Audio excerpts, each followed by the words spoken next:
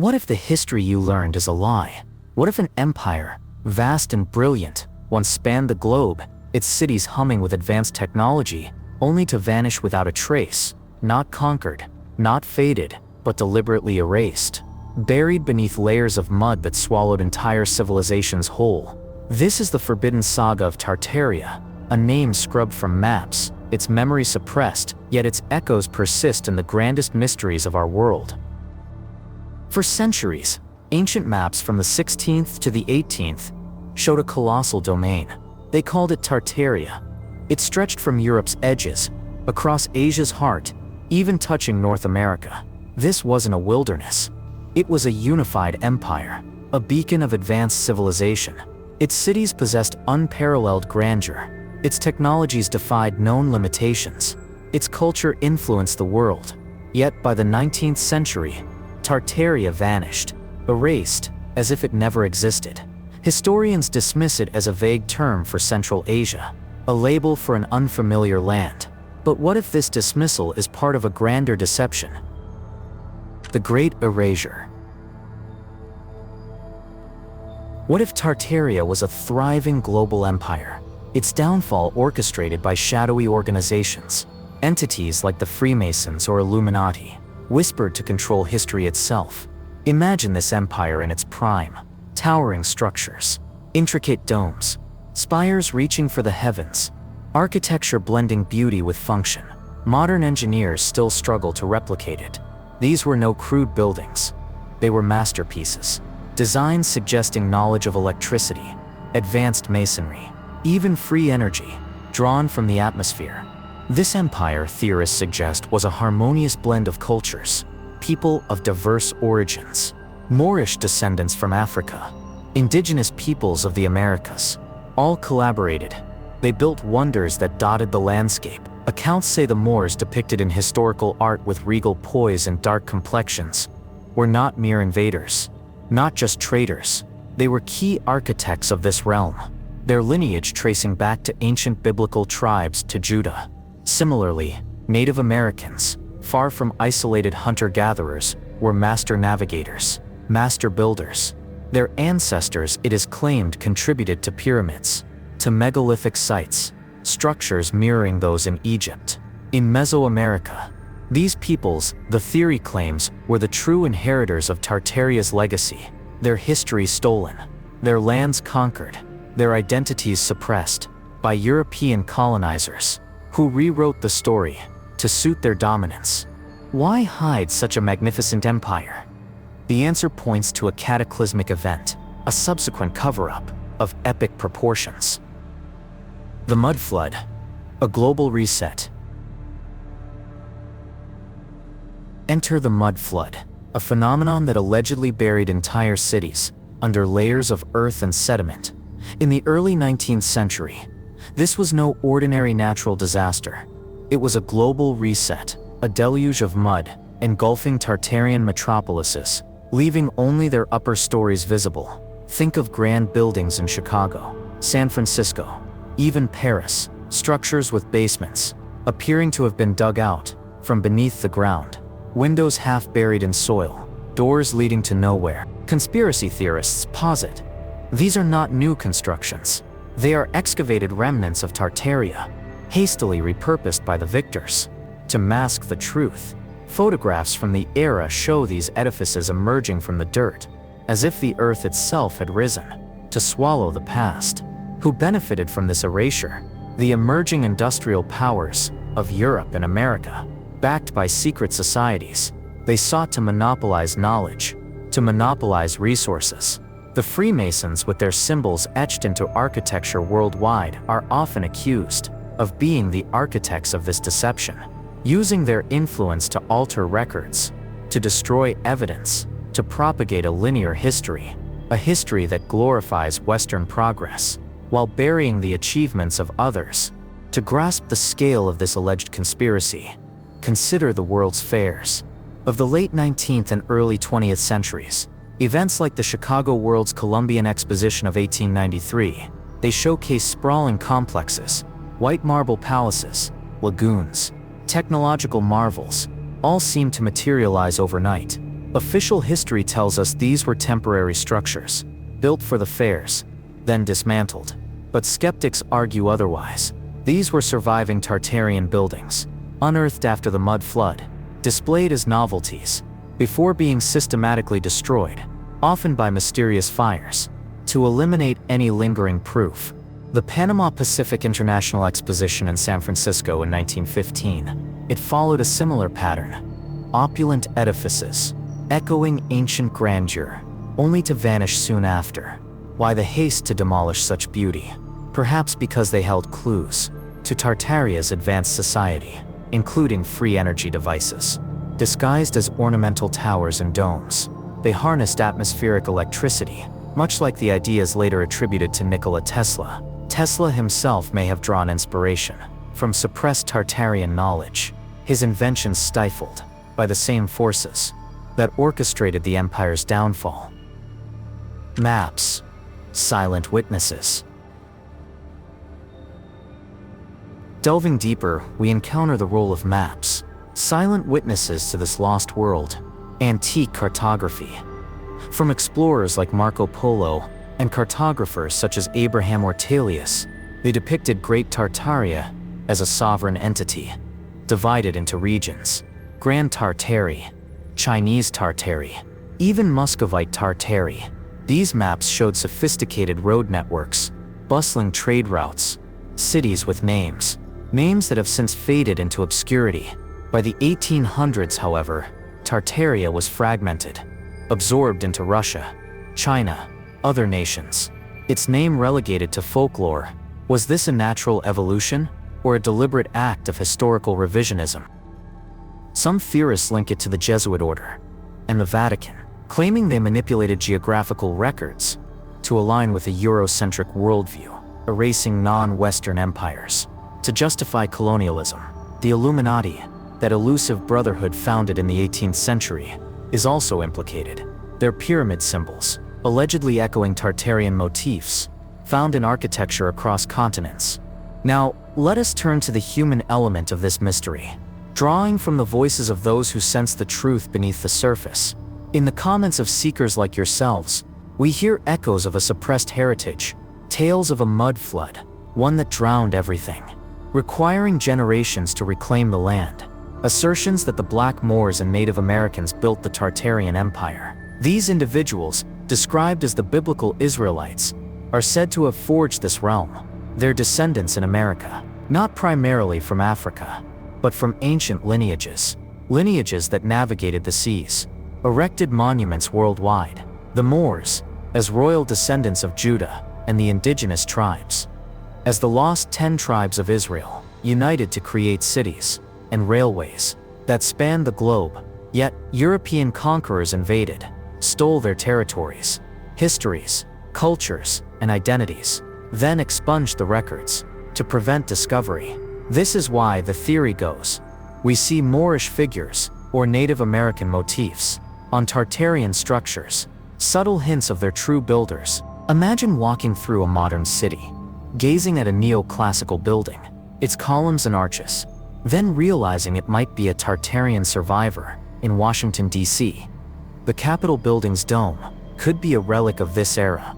It's design too advanced for the supposed time frame. Or consider the ornate train stations in Europe, like those in Budapest or Milan, with roofs that seem engineered for energy collection rather than mere shelter. These are not coincidences. They are breadcrumbs, leading back to a forgotten age. The mudflood's unseen hand. The mudflood theory gains traction when we examine geological anomalies, layers of uniform sediment, in urban excavations, suggesting a rapid burial event rather than gradual accumulation. Some even speculate this flood was engineered, perhaps through alchemical means or ancient weapons, wielded by rival factions within the empire itself, or by external invaders seeking to claim its secrets. As we weave through this tapestry of intrigue, consider the implications for our understanding of progress. If Tartaria possessed free energy, why do we rely on fossil fuels today? If their architecture harmonized with nature, why has modern design turned to sterile glass and steel? The answer, according to the theory, lies in control. The Freemasons and Illuminati, through their networks in banking, government, and education, ensured that humanity forgot these advancements, funneling us into a system of dependency. This conspiracy extends to education. Curricula omit Tartaria entirely, labeling it a myth to discourage inquiry.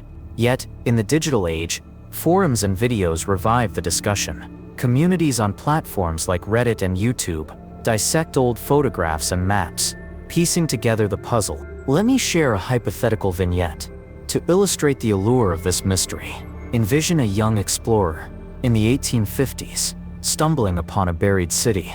In the American Midwest, as he digs, he uncovers marble halls filled with strange devices, globes that glow without flame, mechanisms that hum with unseen power. But before he can document his find, agents of a secret society arrive, confiscating artifacts, swearing him to silence. This scene, though imagined, captures the essence of the Tartaria narrative, a world of wonder, suppressed to maintain the status quo. The Orphans of the Mud Flood.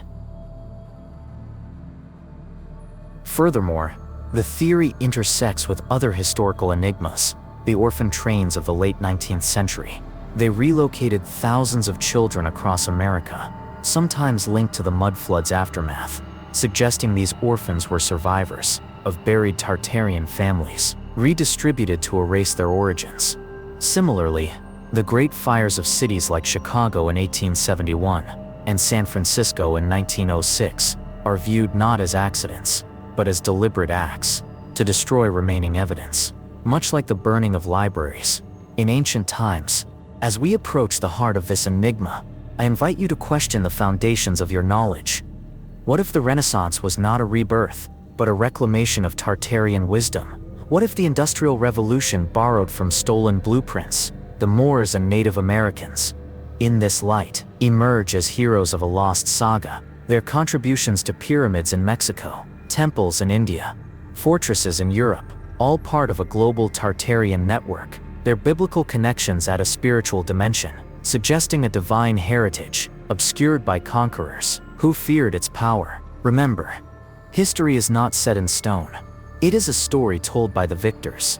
Tartaria beckons us to look beyond the veil, to seek the truth in the ruins and the maps. As you ponder these mysteries from your corner of the world, perhaps a quiet village under starlit skies, or a bustling city aglow, tell me, where are you listening from tonight?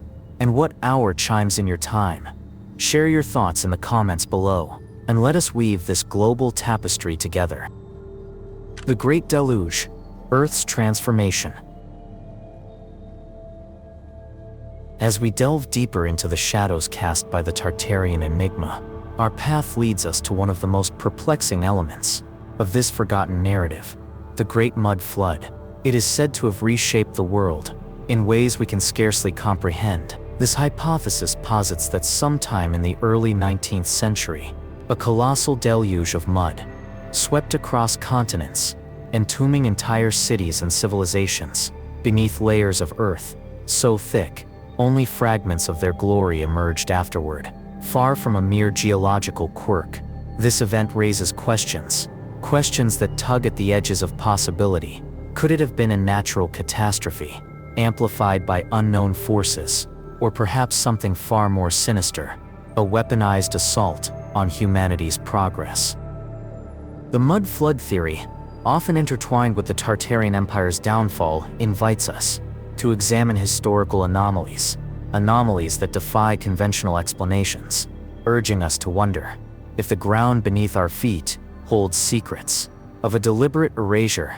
Consider the peculiar architecture scattered across modern cities, where buildings appear to sink into the soil, as if swallowed by an invisible tide. In Chicago, for instance, the streets of the late 19th century reveal structures with basements that seem improbably deep, windows peering out at ground level, like eyes half buried in slumber. Historical accounts describe how the city was raised. In the 1850s and 1860s, engineers jacking up entire blocks to combat flooding and sewage issues. But what if this raising was not a proactive measure, against recurrent water problems, but a desperate excavation. Following a mud apocalypse, photographs from the era show sidewalks, elevated above what should be natural terrain, and beneath them lie forgotten chambers, filled with relics that hint at a prior occupancy. Skeptics of official history point to these as evidence of Tartarian remnants, cities that once thrived at a higher elevation, before being inundated by a viscous flow of sediment that hardened into the landscape we know today. The mud, they argue, was not just waterlogged earth, but a liquefied slurry, perhaps triggered by seismic upheavals or atmospheric disturbances that liquefied the soil. On a global scale, this wasn't erosion over centuries. It was a blitzkrieg of earth, leaving survivors to dig out, to rebuild atop the ruins, all while the true cause remained shrouded. What could precipitate such a widespread calamity? Traditional science attributes similar phenomena to liquefaction during earthquakes or volcanic activity, but the mud flood hypothesis escalates this to a planetary reset. Some theorists link it to the Carrington event of 1859, a massive solar flare, one that disrupted telegraphs worldwide, perhaps an electromagnetic pulse that destabilized the Earth's crust, causing soils to behave like quicksand on an unprecedented scale. Others draw parallels to ancient legends, such as the biblical Great Flood, where waters receded to reveal a transformed world. In this view, the mud flood might be a modern echo of Noah's deluge, but instead of divine wrath via rain, it involved subterranean upheavals or melting permafrost, releasing torrents of silt. Weaponized Earth. The connection to Atlantis is equally compelling. Plato's accounts describe a civilization sunk by cataclysm, and if Tartaria represented a post-Atlantean society, the mud could have been the final blow. In a cycle of rises and falls, picture vast underground reservoirs bursting forth, or polar ice shifts, sending mudslides across hemispheres, events that would bury advanced infrastructures, while sparing nomadic or elevated populations. Yet the intrigue deepens when we entertain the notion that this flood was no accident of nature, but an engineered weapon in a covert war. Enter the concept of geological warfare, where ancient or hidden technologies manipulated the Earth itself as a battlefield. Theorists speculate that rival factions, perhaps remnants of older empires or secretive cabals, deployed devices capable of inducing liquefaction through sonic vibrations or electromagnetic fields. Historical whispers of earthquake machines echo here. Nikola Tesla himself experimented with oscillators that could shake buildings, and if Tartarian knowledge included such tools, a misused version might have triggered the mud. Imagine a scenario where Tartaria's enemies, sensing the Empire's technological superiority, unleashed a chain reaction, focused energy beams, or subterranean detonations that turned solid ground into a flowing morass, entombing armies, cities, and secrets alike. This isn't mere fantasy. Modern militaries explore geoengineering, from weather modification to induced seismicity, suggesting such capabilities existed in veiled forms centuries ago. Exploring further, evidence mounts in unexpected places. In Russia, the heartland of what maps once called Great Tartary, excavations reveal buried fortresses and settlements under uniform sediment layers dating to the 18th and 19th centuries. The city of Kazan, with its Kremlin partially restored from apparent submersion, fuels speculation that the mud targeted strategic hubs across the continent. Salt Lake City in Utah presents anomalies. Pioneer accounts describe arriving at a landscape dotted with ancient ruins, half buried, which they attributed to biblical peoples, but which align with Tartarian aesthetics. Dome structures and precise masonry, now integrated into Mormon architecture. Even in Europe, Paris's catacombs and underground quarries hide levels that some claim were flooded with mud, preserving artifacts from a pre-flood era. These sites share a common thread. The buried portions often feature advanced engineering, like seamless stonework or unexplained conduits, hinting at a society far beyond the horse and cart technology of the time. the timeline adds another layer of mystery. Why the early 19th century? This period coincides with global upheavals, the Napoleonic Wars, the War of 1812, and volcanic eruptions like Tambora in 1815, which caused the year without a summer. Could volcanic ash mixed with rains have contributed to the mud's viscosity, or was Tambora's eruption a cover for artificial triggers? Records from that era are sparse, with many archives lost to fires or natural disasters, raising suspicions of a coordinated purge. In America, the rapid urbanization post-1812 saw cities like New York excavating and filling streets, ostensibly for infrastructure, but possibly to conceal the flood's aftermath. Old engravings depict horse-drawn carts hauling away tons of earth, and beneath Manhattan lie forgotten tunnels and vaults that echo Tartarian designs. Vast, echoing spaces, with no clear purpose. In official history, pushing the boundaries of curiosity, some connect the mud flood to celestial influences. Comet sightings in the 1810s and 1820s, including the Great Comet of 1811, are cited as harbingers, their tails perhaps depositing cosmic dust that altered atmospheric conditions, leading to hyperliquefaction. Alternatively, a pole shift, a sudden reorientation of Earth's magnetic field, could have destabilized continents, causing mud to flow like rivers. Geophysical data shows anomalies in sediment cores from this period, with unexplained spikes in magnetic particles, fueling debates among fringe scientists. If Tartaria harnessed geomagnetic energy for their technologies, a disruption in the field might have backfired catastrophically, turning their power sources against them. But let's not overlook the human stories woven into this tapestry. Diaries from settlers in the American West describe landscapes freshly muddied, with Native American tribes recounting oral histories of a great burying that forced migrations. The Cherokee, for example, speak of ancient mounds, artificial hills, that some theorists claim are mud-covered pyramids. From Tartarian outposts in Africa and Asia, similar legends persist. The Dogon people's tales of sunken cities, or the Chinese chronicles of mud deluges. During the Qing dynasty, these narratives converge on a global event, suggesting coordinated memory suppression by colonial powers who benefited from the chaos, claiming empty lands that were actually freshly unearthed ruins. As questions multiply, so do the implications. If the mud flood was weaponized, who wielded it? Fingers point to emerging industrialists or ancient bloodlines, preserving their dominance by resetting progress. The Rothschilds or Rockefellers, rising in the 19th century, are sometimes accused of funding the cover-up, using newfound wealth to rewrite maps and histories. Meanwhile, phenomena like ghost cities and old photographs, empty streets flanked by grand edifices, suggest populations decimated, with survivors amnesiac or coerced into silence. Venturing into bolder territory, underground anomalies bolster the theory. Caves in Kentucky's Mammoth System reveal man-made extensions, buried in silt, potentially Tartarian escape routes, or storage vaults. In Turkey, Derinkuyu's subterranean city, capable of housing thousands, might have sheltered refugees from the flood's surface fury. These hidden realms prompt wonder. Did some Tartarians foresee the deluge and retreat below, emerging later to influence our world covertly?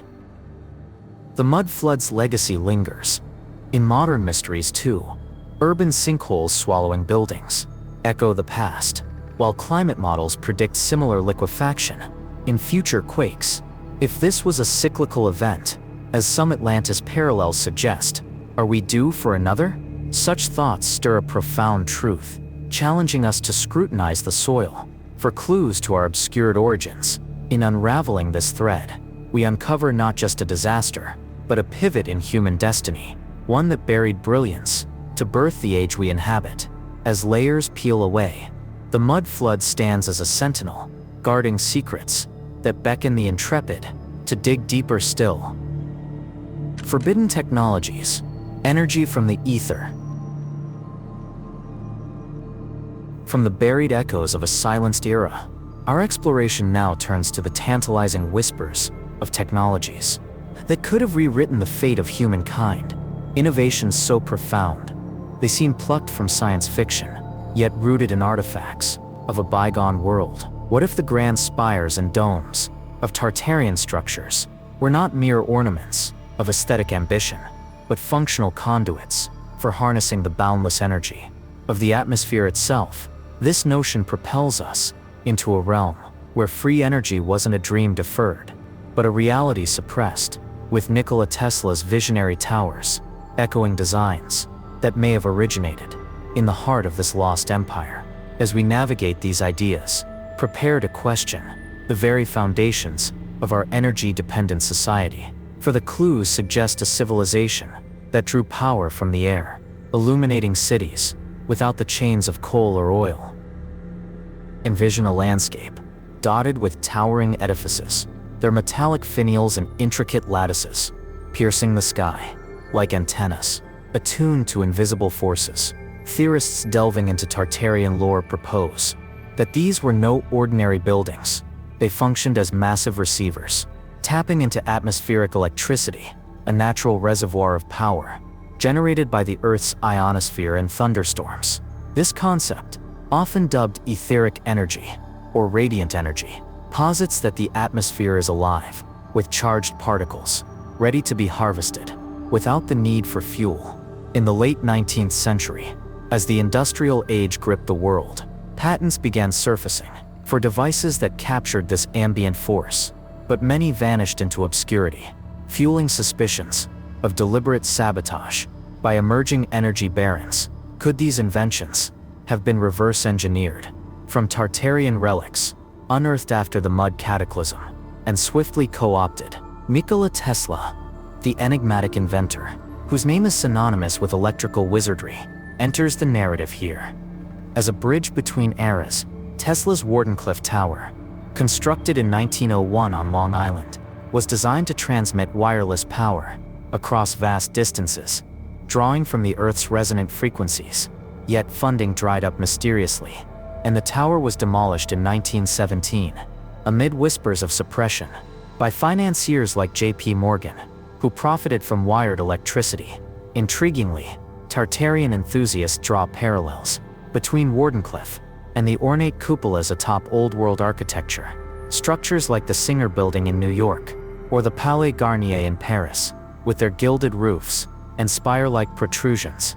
These, they argue, were proto-Tesla towers, scaled up across the empire to form a global grid of free energy distribution.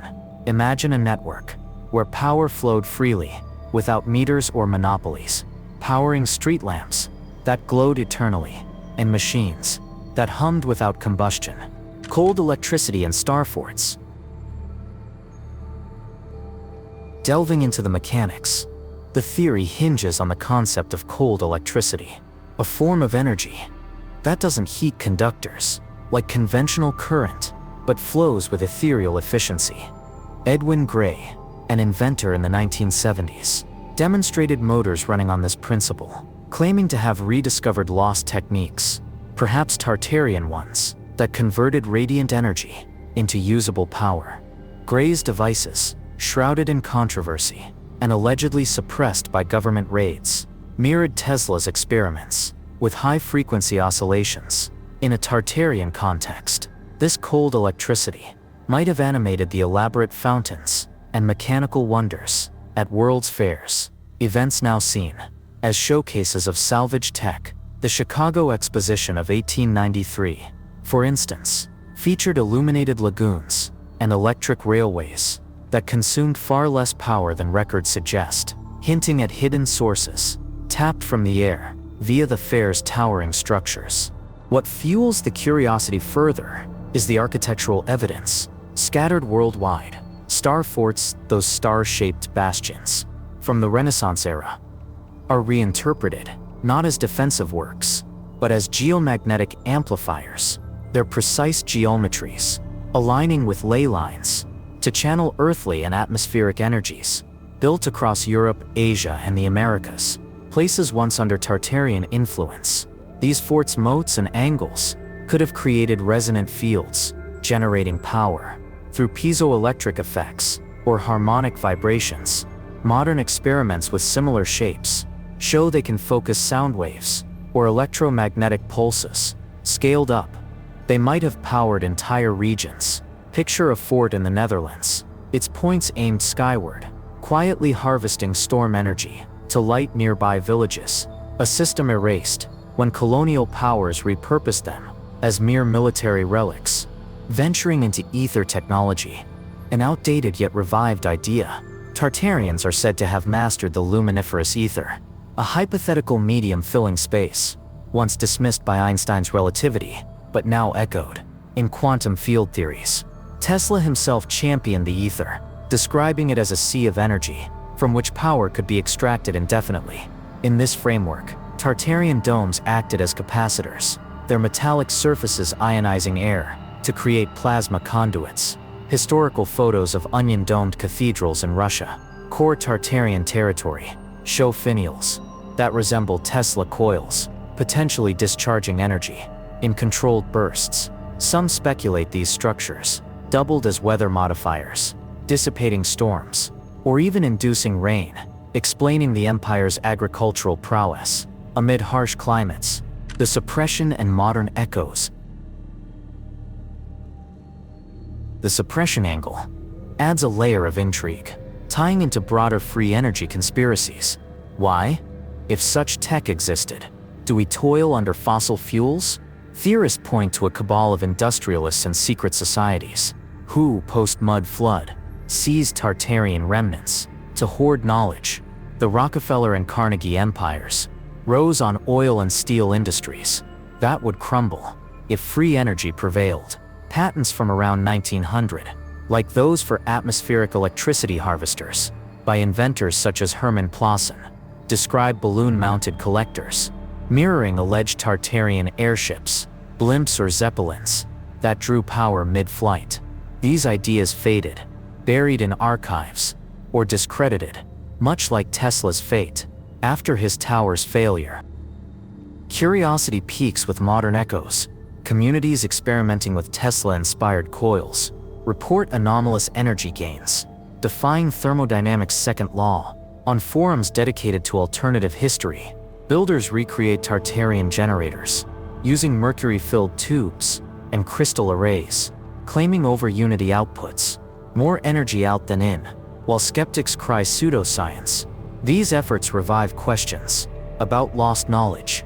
What if the Philadelphia experiment of 1943, involving naval invisibility, tapped Tartarian ether tech, leading to disastrous side effects, like time distortions? Exploring global connections, Tartarian free energy might link to ancient sites, like Egypt's pyramids, viewed as power plants, with subterranean chambers resonating at specific frequencies.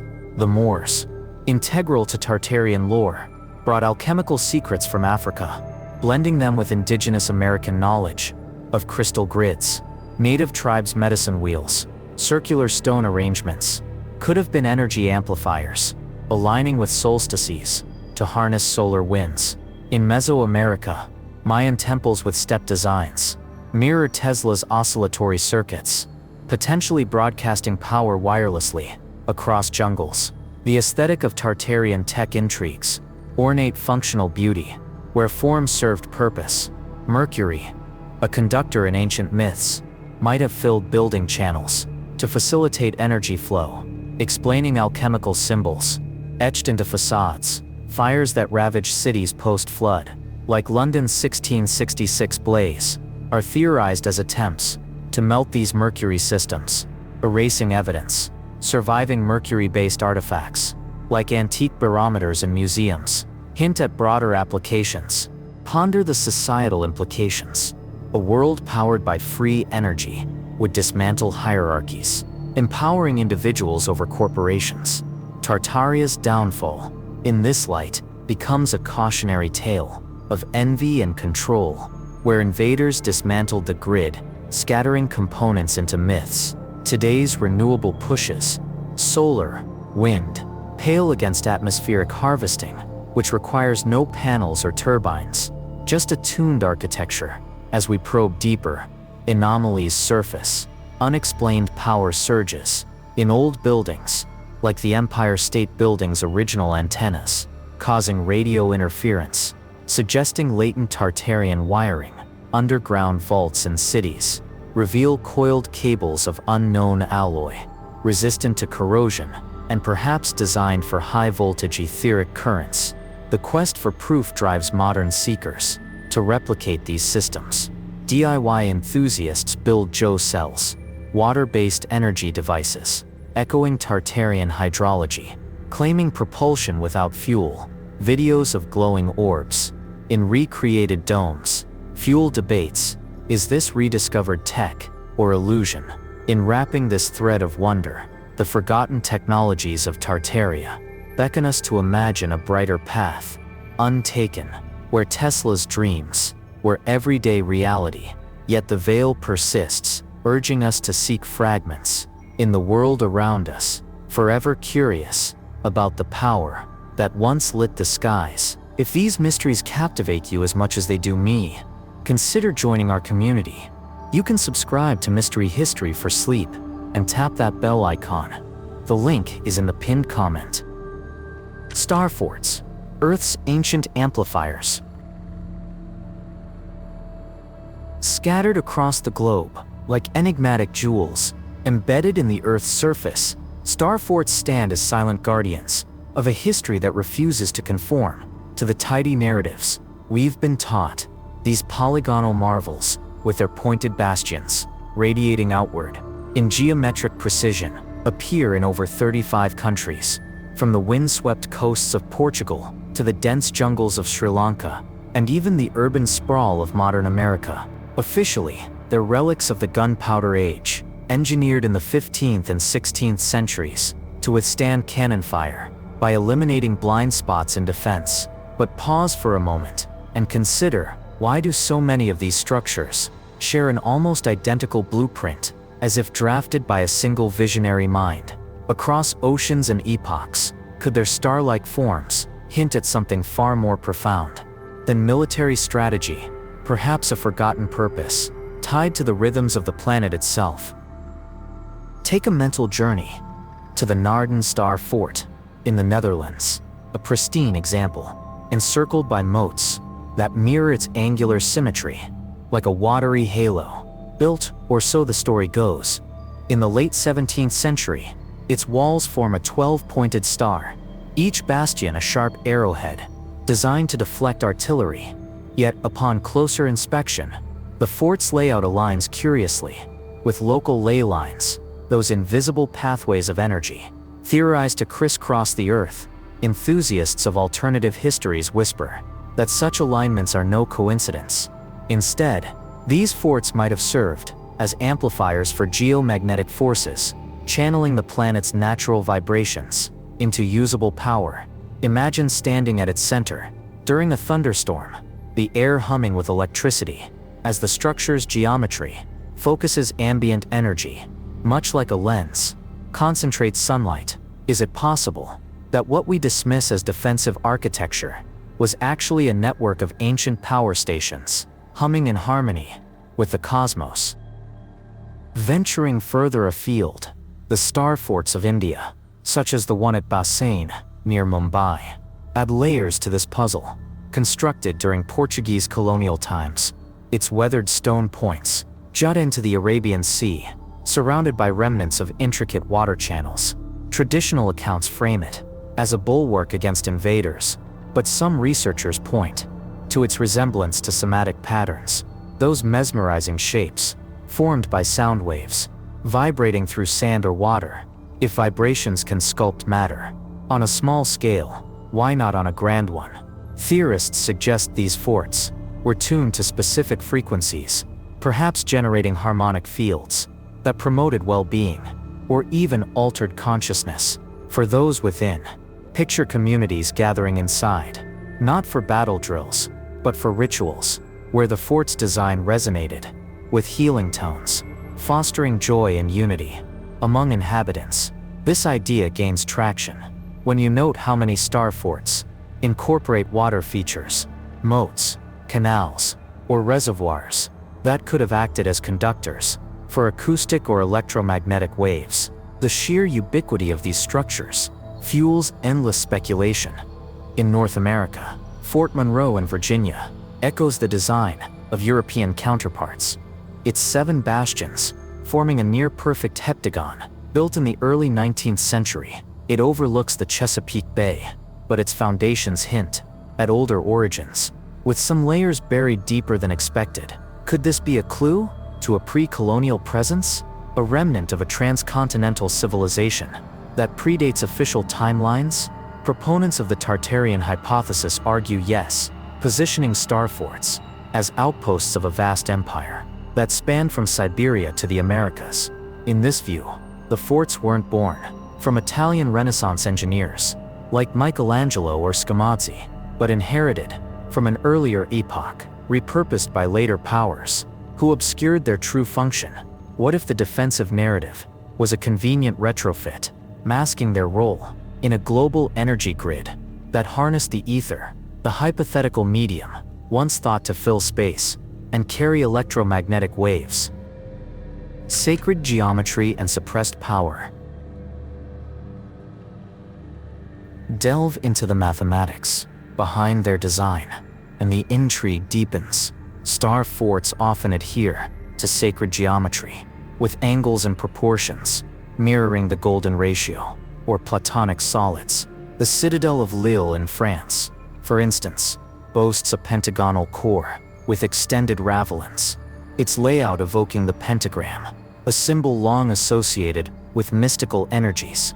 Some speculate these geometries created resonant chambers where sound or vibration could be amplified to produce effects beyond our current understanding. Modern experiments with cymatics show how frequencies shape matter. Apply that to a massive scale, and a star fort might have functioned as a giant tuning fork, drawing power from the Earth's magnetic field or atmospheric ions. Envision lightning storms supercharging the structure, its points acting as antennas to capture and distribute energy wirelessly, illuminating nearby settlements without a single wire or fuel source. This energy-centric interpretation aligns with broader questions about historical anomalies. Why do so many star forts feature underground tunnels and chambers extending far beyond what's needed for storage or escape? In places like the Star Fort of Almeida in Portugal, these subterranean networks form labyrinths that could have housed mechanisms for energy storage or distribution. Skeptics attribute them to military logistics, but imagine instead capacitors or resonators storing harvested power for communal use. The theory extends to their watery surroundings. Moats might not have been mere barriers, but integral components, using water as a medium for piezoelectric effects, generating electricity from pressure or vibration during seismic activity, or even rhythmic human gatherings. These forts could have pulsed with life, converting natural forces into beneficial outputs, like light, heat, or even mood-enhancing fields. Crossing into Asia, the Star Fort of Osaka Castle in Japan presents a fusion of styles, its outer defenses incorporating star-like elements amid traditional samurai architecture. Though rebuilt in the 20th century, its origins traced to the late 16th century, coinciding with a period of rapid technological exchange. Could traders or migrants from the West, or perhaps from a shared ancient source, have influenced its design? In Tartarian lore, such forts marked the boundaries of a unified realm where energy devices ensured prosperity across diverse cultures. The Moors, often cited as master builders in these theories, are said to have infused the designs with alchemical knowledge, blending African, European, and Asian elements into a harmonious whole. What secrets might lie in the alignments of these forts with celestial bodies, their points oriented towards solstice sunrises or key constellations? Global networks and suppressed truths. The African continent holds its own enigmas, with structures like Fort Jesus in Mombasa, Kenya, exhibiting star fort characteristics amid Swahili influences, built by the Portuguese in the late 16th century. Its angular walls overlook the Indian Ocean, but local legends speak of older fortifications, predating European arrival. If star forts were energy hubs, their coastal placements make sense, harnessing tidal forces or saltwater conductivity to boost efficiency. Ponder the global pattern. Many cluster along trade routes or geomagnetic hotspots, suggesting a deliberate network rather than isolated defenses. A unified system could have facilitated communication or power sharing across vast distances, predating our modern grids by centuries. Skepticism abounds, of course. Historians emphasize the evolution from medieval castles to trace Italian forts, crediting innovators like Vauban in France for perfecting the design against evolving warfare. Yet even mainstream accounts acknowledge the fort's acoustic properties, echoes that could disorient attackers, or their resilience to earthquakes, hinting at unintended, multifunctional benefits. In the Tartarian framework, this resilience stems from intentional tuning to Earth's frequencies, preventing structural failure while enhancing energy flow. Consider the abandoned star fort of Elmina in Ghana, its bastions weathered by time. Beneath the surface, unexplored vaults might hold clues to forgotten tech, from crystal arrays to metallic alloys that conducted etheric currents. As we circle back to the Americas, Fort McHenry in Baltimore, famous for inspiring the Star-Spangled Banner, reveals another facet. Its star shape, with 5 bastions, overlooks the harbor, but its construction in the late 18th century overlaps with reports of unexplained archaeological finds. In conspiracy circles, it's linked to a broader suppression after cataclysmic events buried older layers. These forts were excavated and claimed as new builds. What if their true legacy involves balancing human endeavors with natural forces, creating oases of harmony in a turbulent world? The allure of star forts lies in their duality, monuments to human ingenuity or portals to lost wisdom. As satellite imagery reveals more hidden examples in remote areas, the questions multiply. Were they nodes in a planetary circuit, sustaining a civilization that thrived on symbiosis with the environment, or do they simply represent the pinnacle of defensive evolution? The truth may elude us, but the pursuit stirs a profound curiosity, urging us to look beyond the visible and listen for the echoes of what might have been. World's fairs. Illusions of progress. In the glittering annals of human achievement, few spectacles capture the imagination, quite like the grand world's fairs of the late 19th and early 20th centuries. Vast expositions, where nations paraded their ingenuity, cultures clashed in harmonious display, and visions of the future materialized amid lagoons and pavilions. These events, held in cities like Chicago, St. Louis, and San Francisco, drew millions of visitors, showcasing marvels that seemed to defy the limits of contemporary engineering. Yet beneath the surface of these celebrated gatherings lies a web of unanswered questions that beckon us to peer closer. Were these fairs truly built from scratch in mere months, or did they unveil the salvaged splendor of a concealed past?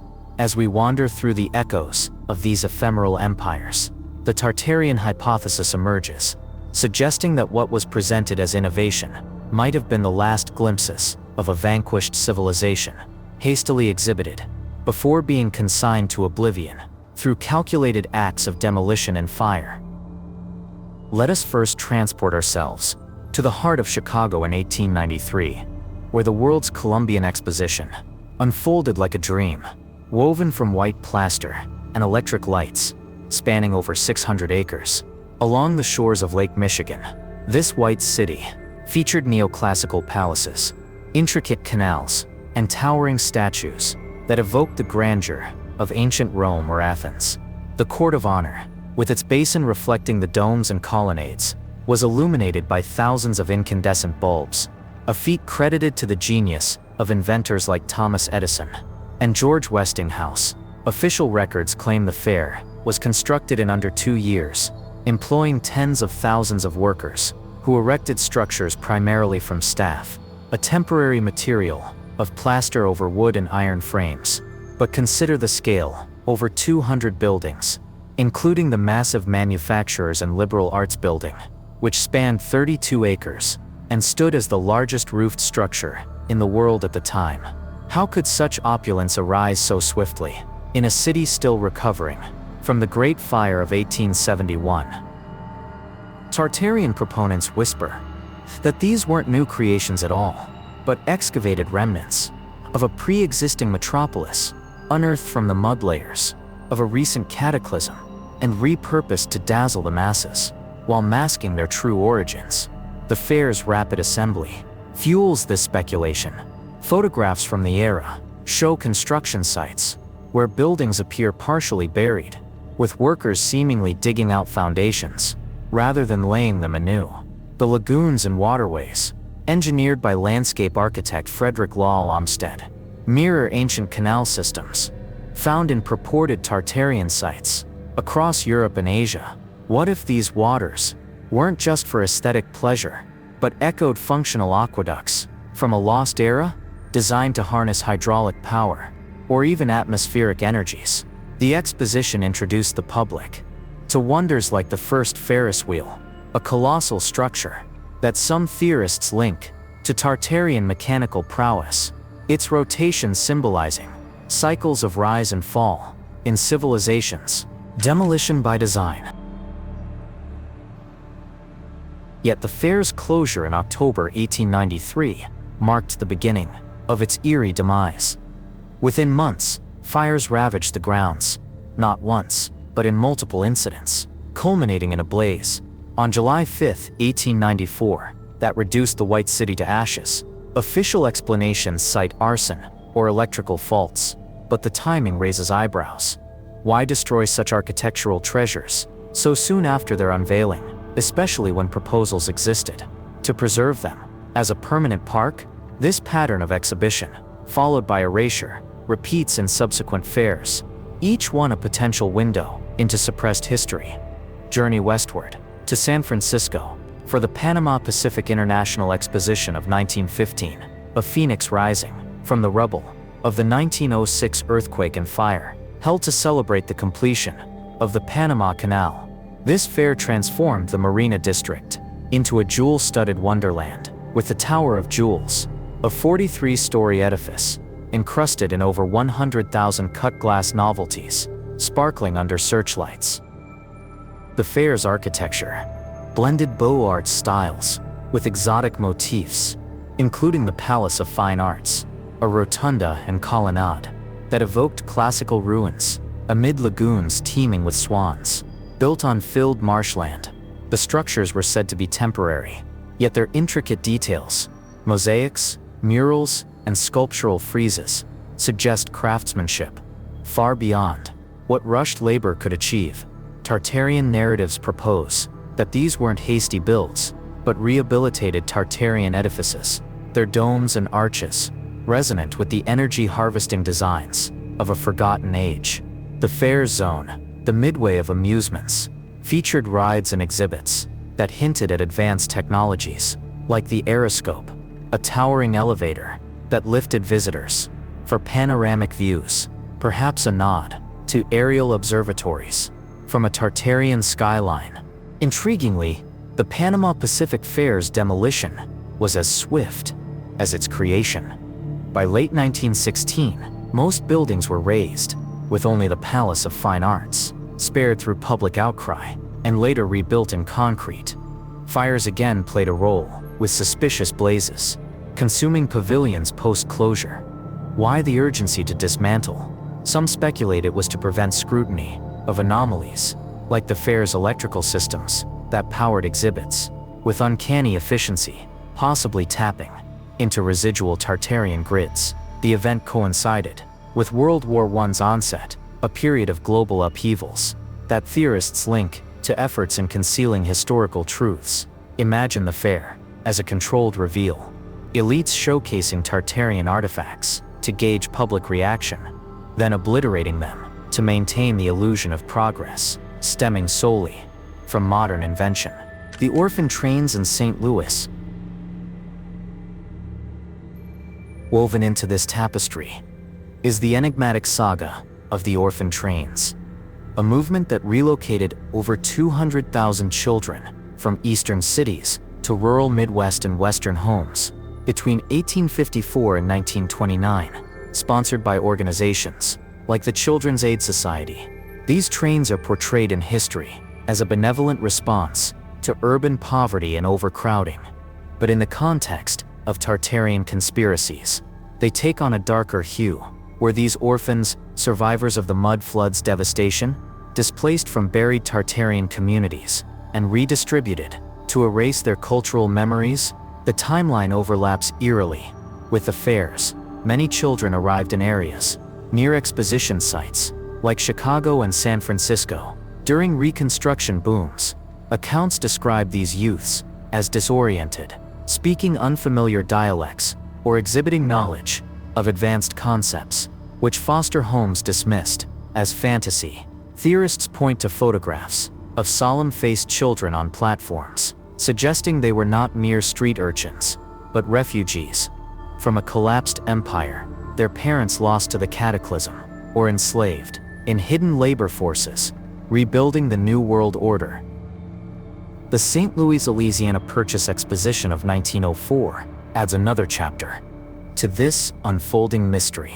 Covering over 1,200 acres, it featured the largest fairgrounds ever, with palaces dedicated to electricity, transportation, and anthropology.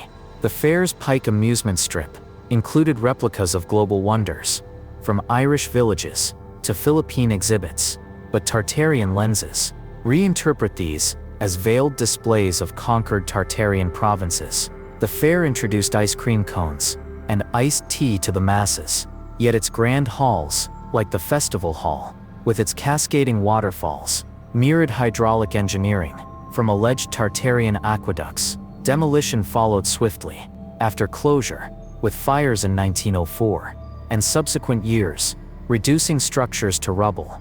One surviving relic, the bird cage at the St. Louis Zoo, hints at the fair's opulence.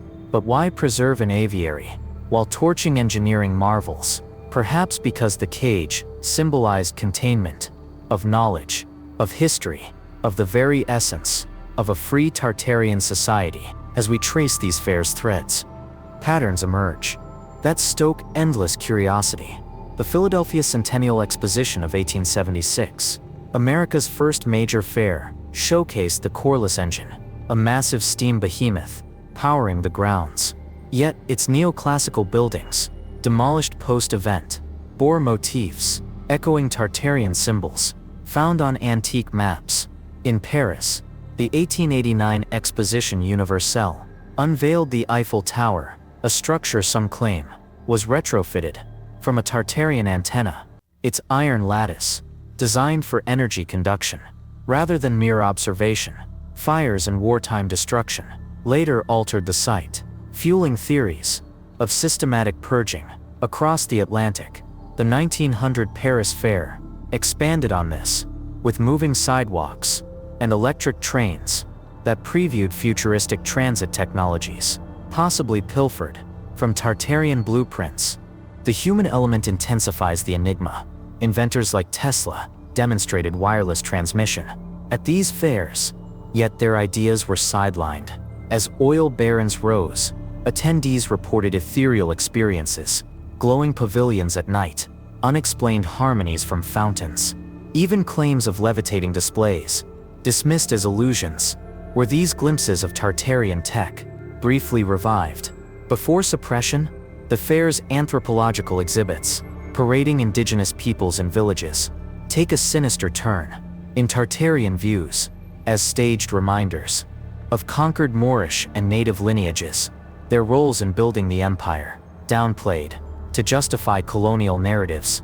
Financial motives lurk in the shadows. Fairs were funded by tycoons like Vanderbilt and Rockefeller, who profited from railroads and resources. Industries threatened by free energy relics. Demolitions cleared land for profitable redevelopment. But at what cost to heritage?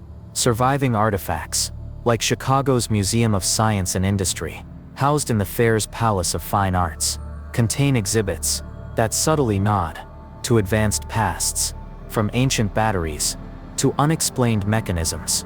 Ponder the global ripple. London's Crystal Palace of 1851, a glass and iron behemoth, burned in 1936. After relocation, another accidental loss?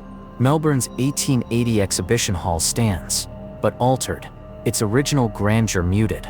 These events, spaced decades apart, form a chronology of revelation and concealment, each fair a breadcrumb, leading to Tartaria's threshold. In this labyrinth of what-ifs, the world's fairs transcend mere celebrations. They become theaters of deception, where the old world's ghosts danced one last waltz before vanishing. As flames consumed plaster and promise, did they also incinerate truths about our origins? The orphans, scattered like seeds, carried fragments of that world. In their stories, tales of buried cities and stolen skies. Today, as we sift through faded postcards and grainy films, the fairs invite us to question what treasures were lost in those fires, and who orchestrated the spectacle's final curtain. Cartographic erasure, the vanishing empire. Unrolling the fragile parchment of time, we find ourselves confronted with cartographic enigmas, enigmas that challenge the very fabric of recorded history. Ancient maps that once boldly proclaimed the existence of a sprawling domain known as Tartaria, only to see it fade into obscurity, as if erased by an invisible hand. These relics, etched by explorers and scholars from the Renaissance onward, offer a tantalizing glimpse into a world where boundaries shifted, not just with conquests, but perhaps with deliberate intent.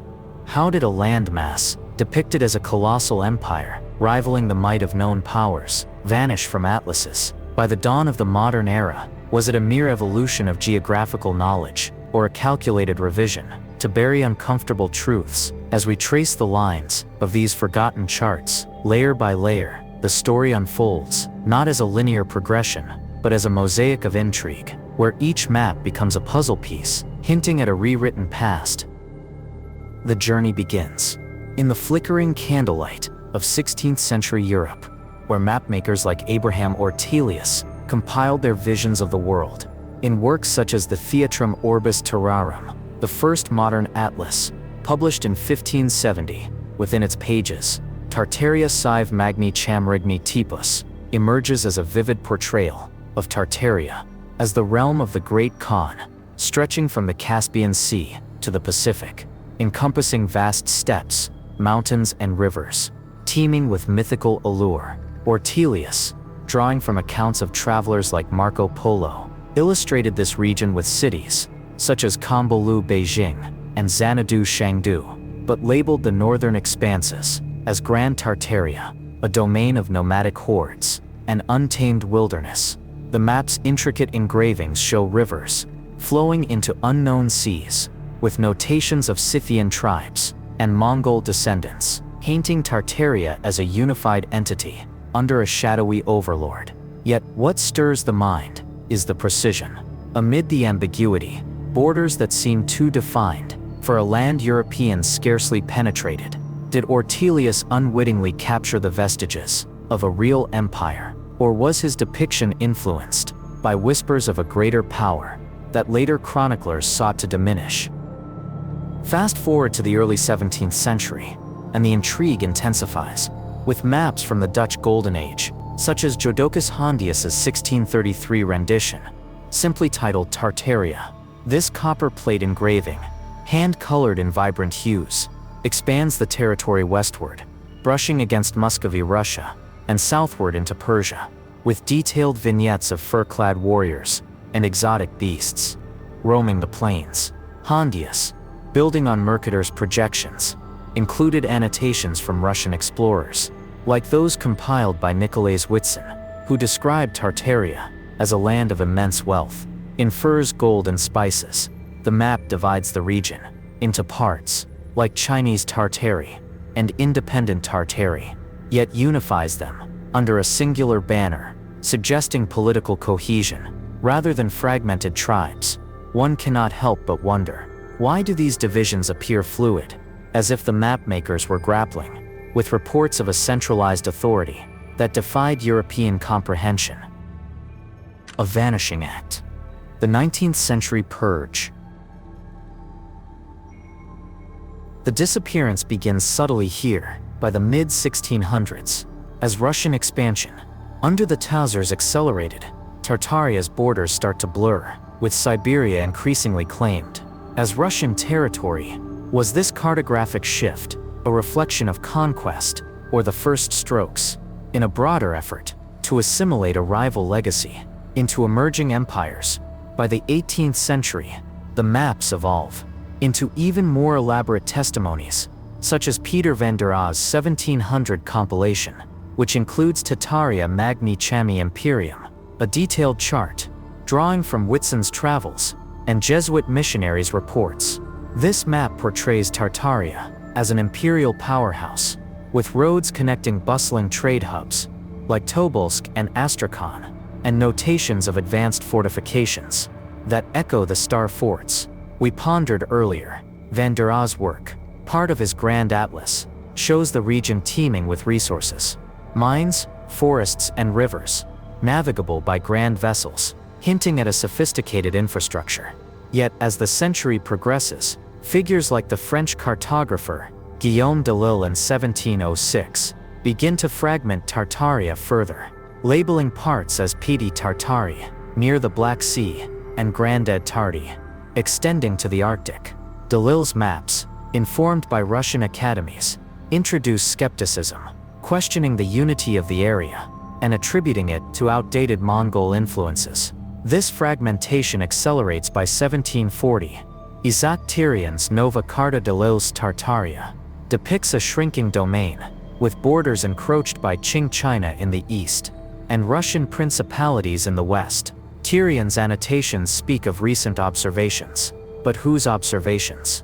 The map scale, at 118 million, reveals a land once vast, now compartmentalized, its name relegated to footnotes. The 19th century marks the pivotal Vanishing Act, where Tartaria dissolves, like mist in the morning sun. In John Pinkerton's 1818 Modern Atlas, the term lingers faintly over Central Asia, but by the 1830s, maps from the Society for the Diffusion of Useful Knowledge excise it entirely, replacing it with Russian Empire, or Chinese Turkestan. This erasure coincides with the height of European imperialism, the Opium Wars in China, the Great Game in Central Asia, periods when colonial powers redrew boundaries to suit their ambitions. Russian historians, like Vasily Tatashev in the 1740s, had already begun reclassifying Tartaria as mere nomadic lands, absorbed by the Tsars, while British cartographers, like Aaron Arrowsmith in 1804, mapped Siberia without the Tartarian label, emphasizing British exploratory claims. The question lingers: was this a natural refinement of knowledge, as explorers filled in blanks, or an orchestrated purge? Conspiracy lenses suggest the latter, pointing to the Vatican's influence through Jesuit mapmakers who standardized geography to align with Eurocentric doctrines, omitting non-Christian empires that might undermine biblical timelines or colonial justifications. Delving into the mechanisms of this rewriting unveils a symphony of subtle manipulations. Mapmaking was never neutral. It was a tool of power, funded by monarchs and academies with agendas. The Russian Academy of Sciences, founded in 1724, commissioned surveys that systematically Russified Tartarian regions, renaming cities and rivers to erase Mongol Tatar roots. Similarly, the Qing dynasty's 1708 to 1718 Jesuit-led surveys integrated Chinese Tartary into imperial maps, suppressing nomadic autonomy. In Europe, the Enlightenment's emphasis on empirical science led to the dismissal of vague terms, like Tartaria, as relics of medieval ignorance. Yet this conveniently ignored eyewitness accounts from travelers like William of Robruck in the 13th century, who described a Tartar empire of unparalleled scope. The 1784 edition of the Encyclopaedia Britannica still references Tartary as a vast country in the northern parts of Asia, but by the 1911 edition, it's reduced to a historical footnote, its disappearance attributed to better knowledge. Better for whom? The timing aligns with the rise of nationalism, where emerging states, like Russia and China, consolidated narratives that portrayed them as eternal sovereigns, not successors, to a greater precursor. Symbols and suppressed connections. Hidden within these maps are symbols and anomalies that ignite further speculation. Ortelius's 1570 map includes vignettes of tented encampments and crowned figures, implying royalty beyond mere cons. Hondius's 1633 version features mythical elements, like the Lake of Quitae, a body of water that vanishes in later maps, perhaps representing a flooded Tartarian heartland. Tyrion's 1740 chart shows unexplained blank spaces in the interior, as if certain knowledge was withheld. Some theorists examine the projections themselves. Mercator's conformal maps distort northern latitudes, exaggerating Tartaria's size, which later cylindrical projections minimized, visually shrinking the region. Could this be intentional? Cartographic sleight of hand. Moreover, watermarks and dedications on these maps, often linked to secretive societies. For instance, Van der Aa's works bear emblems associated with Freemasonic guilds, groups accused of guarding esoteric histories. The broader implications ripple outward, connecting to global revisions in the Americas. Early maps, like those of California as an island, persistent until the mid-18th century, mirror Tartaria's fate, where mythical geographies were corrected to fit colonial expansions. The 1650 map by Nicholas Sanson shows Tartaria extending to the Bering Strait, hinting at trans-Pacific connections with Native American cultures, whose oral histories speak of ancient Eastern migrations. If Tartaria encompassed such breadth, its erasure might conceal shared technologies or bloodlines. Like the Moorish and indigenous links we have explored, Russian expansion under Peter the Great in the early 1700s accelerated this, with edicts destroying pre-Petrine records, including maps that depicted Tartaria as an equal rival. As we sift through digital archives today, remnants surface on platforms like the David Rumsey Historical Map Collection, where over a dozen Tartaria maps from 1673 onward reveal consistent depictions, until abrupt changes. In the 1800s, a 1673 map from Jan Blao's atlas shows Tartaria with detailed ethnographies, including Tartaria Vagumdi, wandering tribes that some interpret as displaced survivors of a fallen empire. The Library of Congress's 2025 blog on tracking Tartari acknowledges the term's longevity, but attributes its fade to exploration. Yet even there, questions arise about why such a prominent label evaporated so completely. Pseudo-historical voices amplify the mystery, claiming institutions like the Smithsonian hoarded Tartarian maps post-1850s, aligning with the mud flood era to prevent revelations of advanced predecessors. In online forums, enthusiasts dissect discrepancies, like the 1740 Tarian map's inclusion of recent observations that contradict earlier expanses, suggesting fabricated updates. The Vatican's secret archives, rumored to hold suppressed Jesuit maps, add a cloak and dagger element. Did papal bulls influence the redrawing to centralize Christian historiography? Ultimately, these ancient maps serve as portals to alternate realities, where Tartaria's disappearance isn't accidental, but a masterpiece of historical alchemy, transmuting empire into myth. Each line, each label, beckons us to ask, who held the quill that struck through its name, and what worlds might re-emerge if we dared to redraw the lines. As shadows lengthen over these parchments, the curiosity ensures, urging us to seek the maps not drawn, the histories not told. Lost libraries, the incineration of knowledge. Amid the flickering flames of forgotten epochs, where knowledge once bloomed, like eternal gardens, lies the haunting tale of ancient libraries. vast repositories of wisdom that held the keys to civilizations, long shrouded in mystery. These sanctuaries of scrolls, codices, and inscribed tablets were not mere collections of words.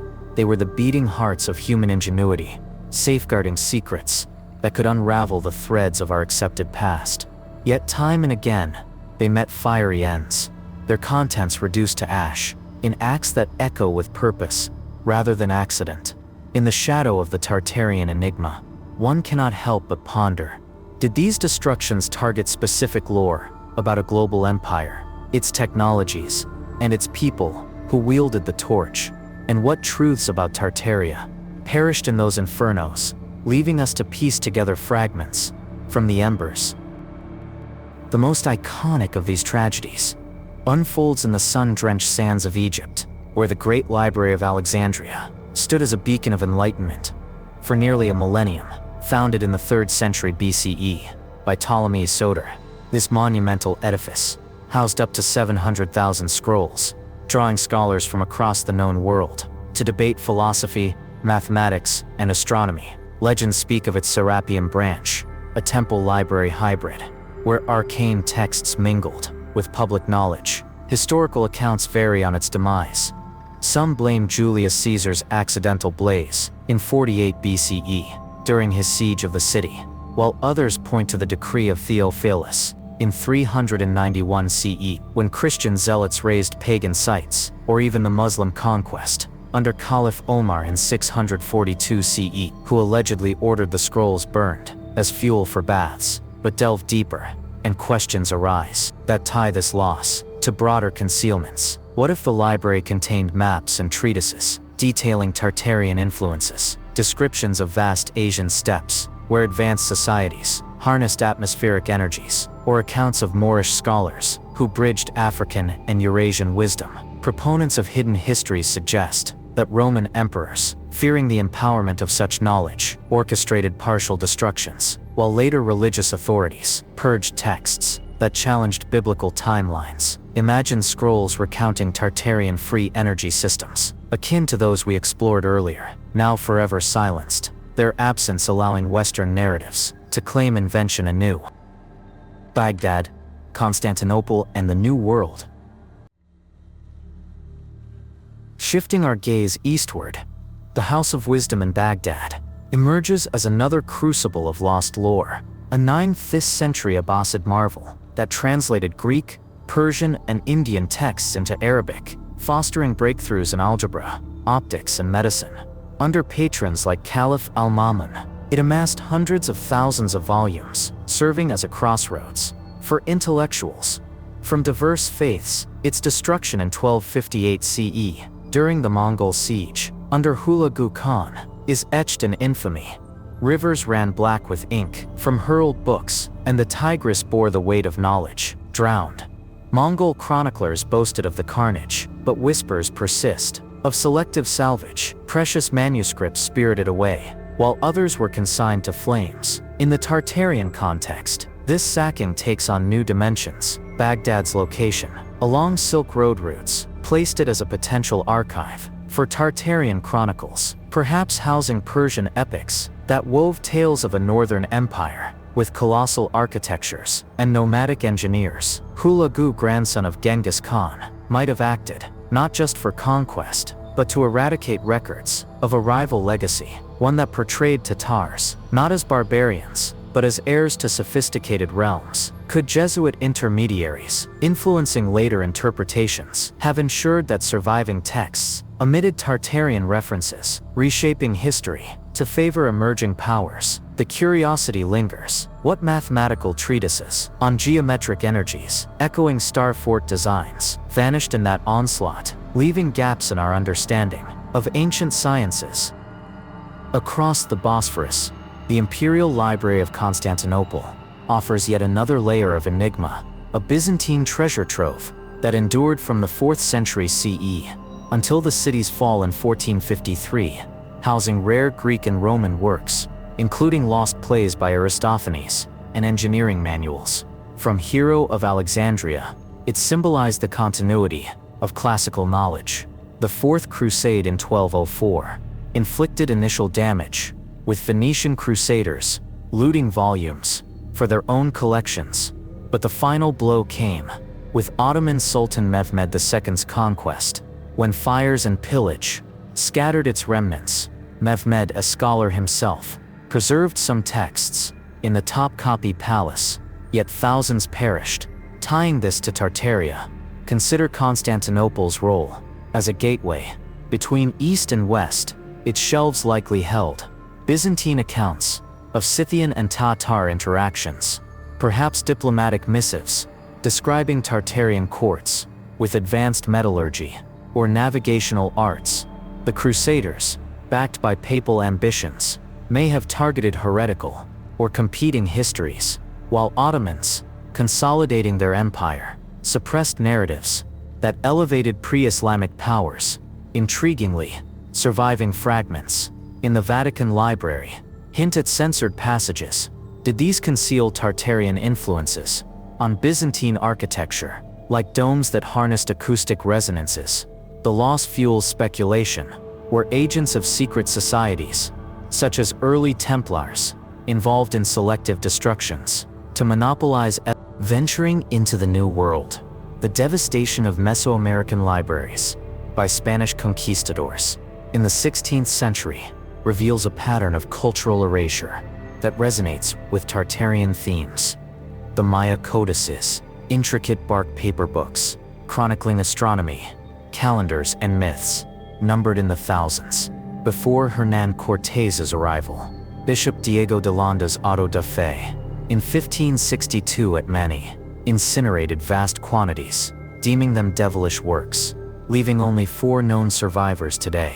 These codices detailed precise celestial observations and architectural alignments, elements that parallel Tartarian claims of global energy grids. Indigenous oral traditions speak of ancient mariners from the east, possibly linking to Moorish or Tartarian navigators, who shared pyramid-building techniques across oceans. The Spanish crown, through the Inquisition, systematically destroyed these records to impose Christian dominion, but underlying motives might include concealing pre-Columbian contacts that challenged European supremacy. Imagine codices depicting transatlantic voyages or shared symbols with Asian Tatars. Knowledge that, if preserved, could rewrite migration histories. Delanda's own account, while relaying the Yucatan's salvage details, raises doubts. Was his bonfire a cover for smuggling select texts back to Spain, where they moldered in royal archives, hidden from public view? Moorish libraries and global purges.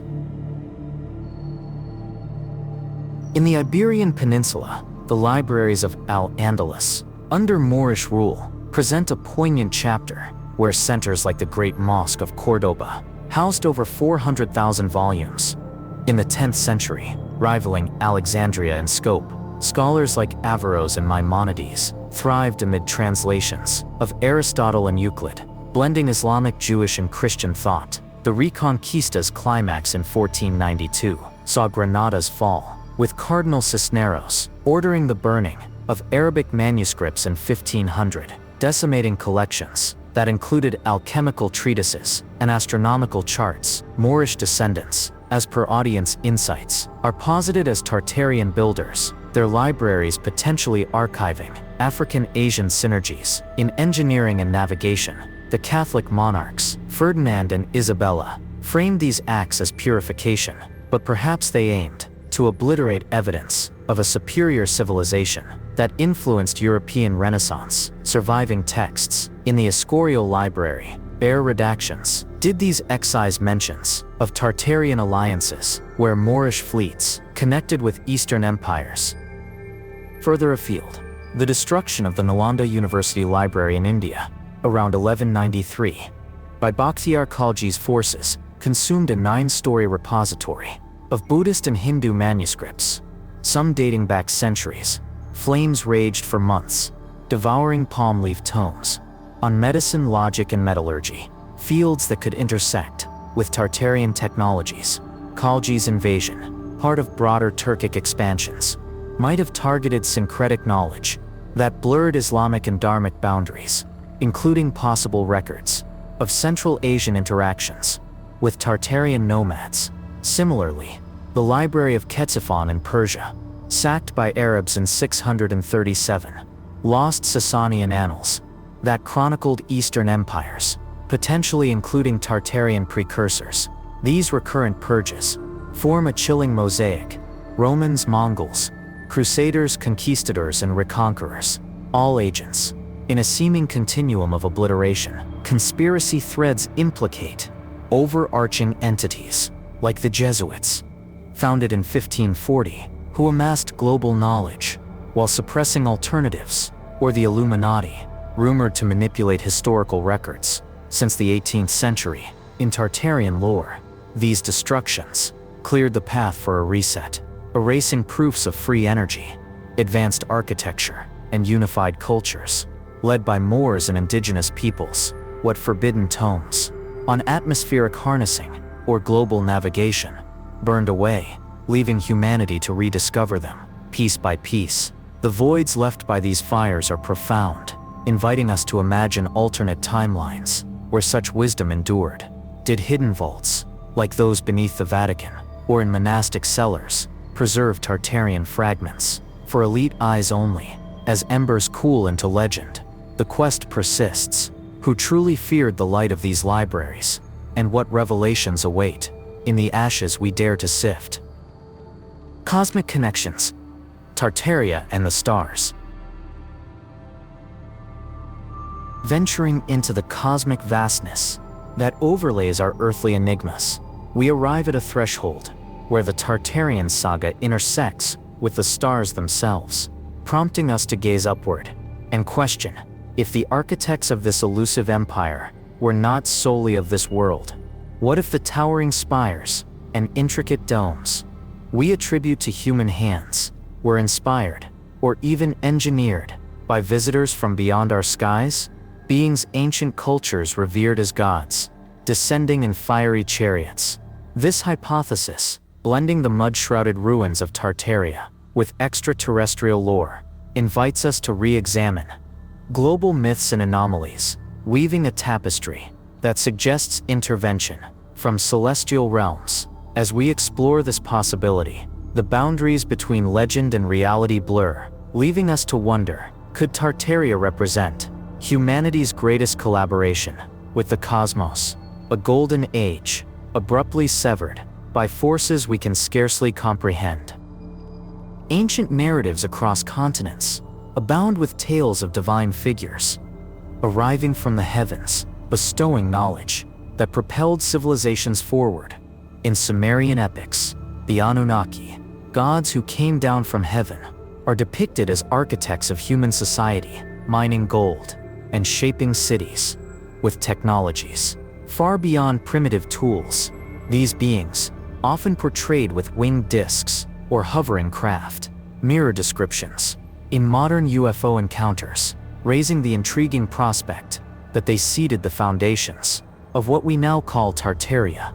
Envision Enlil and Enki, rival siblings among the Anunnaki, directing the construction of ziggurats that some theorists link to Tartarian energy amplifiers, their step designs channeling cosmic forces into earthly grids. If Tartaria spanned Eurasia and beyond, as antique maps suggest, might these sky gods have unified disparate peoples under a shared blueprint, infusing Moorish and indigenous builders with otherworldly insights? The Epic of Gilgamesh speaks of gods granting eternal life quests and flood warnings, echoes of the mud cataclysm that allegedly buried Tartarian metropolises. Such parallels stir the imagination. Were the Anunnaki the gods from the sky who elevated Tartaria to unparalleled heights, only to withdraw amid internal strife or earthly rebellion? Vimanas, Watchers, and Star People. Turning to Hindu scriptures, the Vimanas, flying palaces or chariots, propelled by Mercury vortices, emerge as vehicles of divine intervention, capable of interstellar travel and devastating warfare. The Mahabharata describes battles where gods unleash weapons akin to nuclear blasts scorching lands, and leaving vitrified ruins that some link to Tartarian sites. In Central Asia, Indra, the thunder-wielding deity, rides a Vimana across the skies, much like the Thunderbirds in Native American lore, who brought fire and knowledge to earthly tribes. Could these myths encode memories of extraterrestrial mentors guiding Tartarian expansion, their craft mistaken for divine mounts? Archaeological curiosities bolster this notion. In India, the Vithala temple's musical pillars resonate at frequencies that defy simple craftsmanship, potentially tuned to cosmic harmonics taught by sky visitors.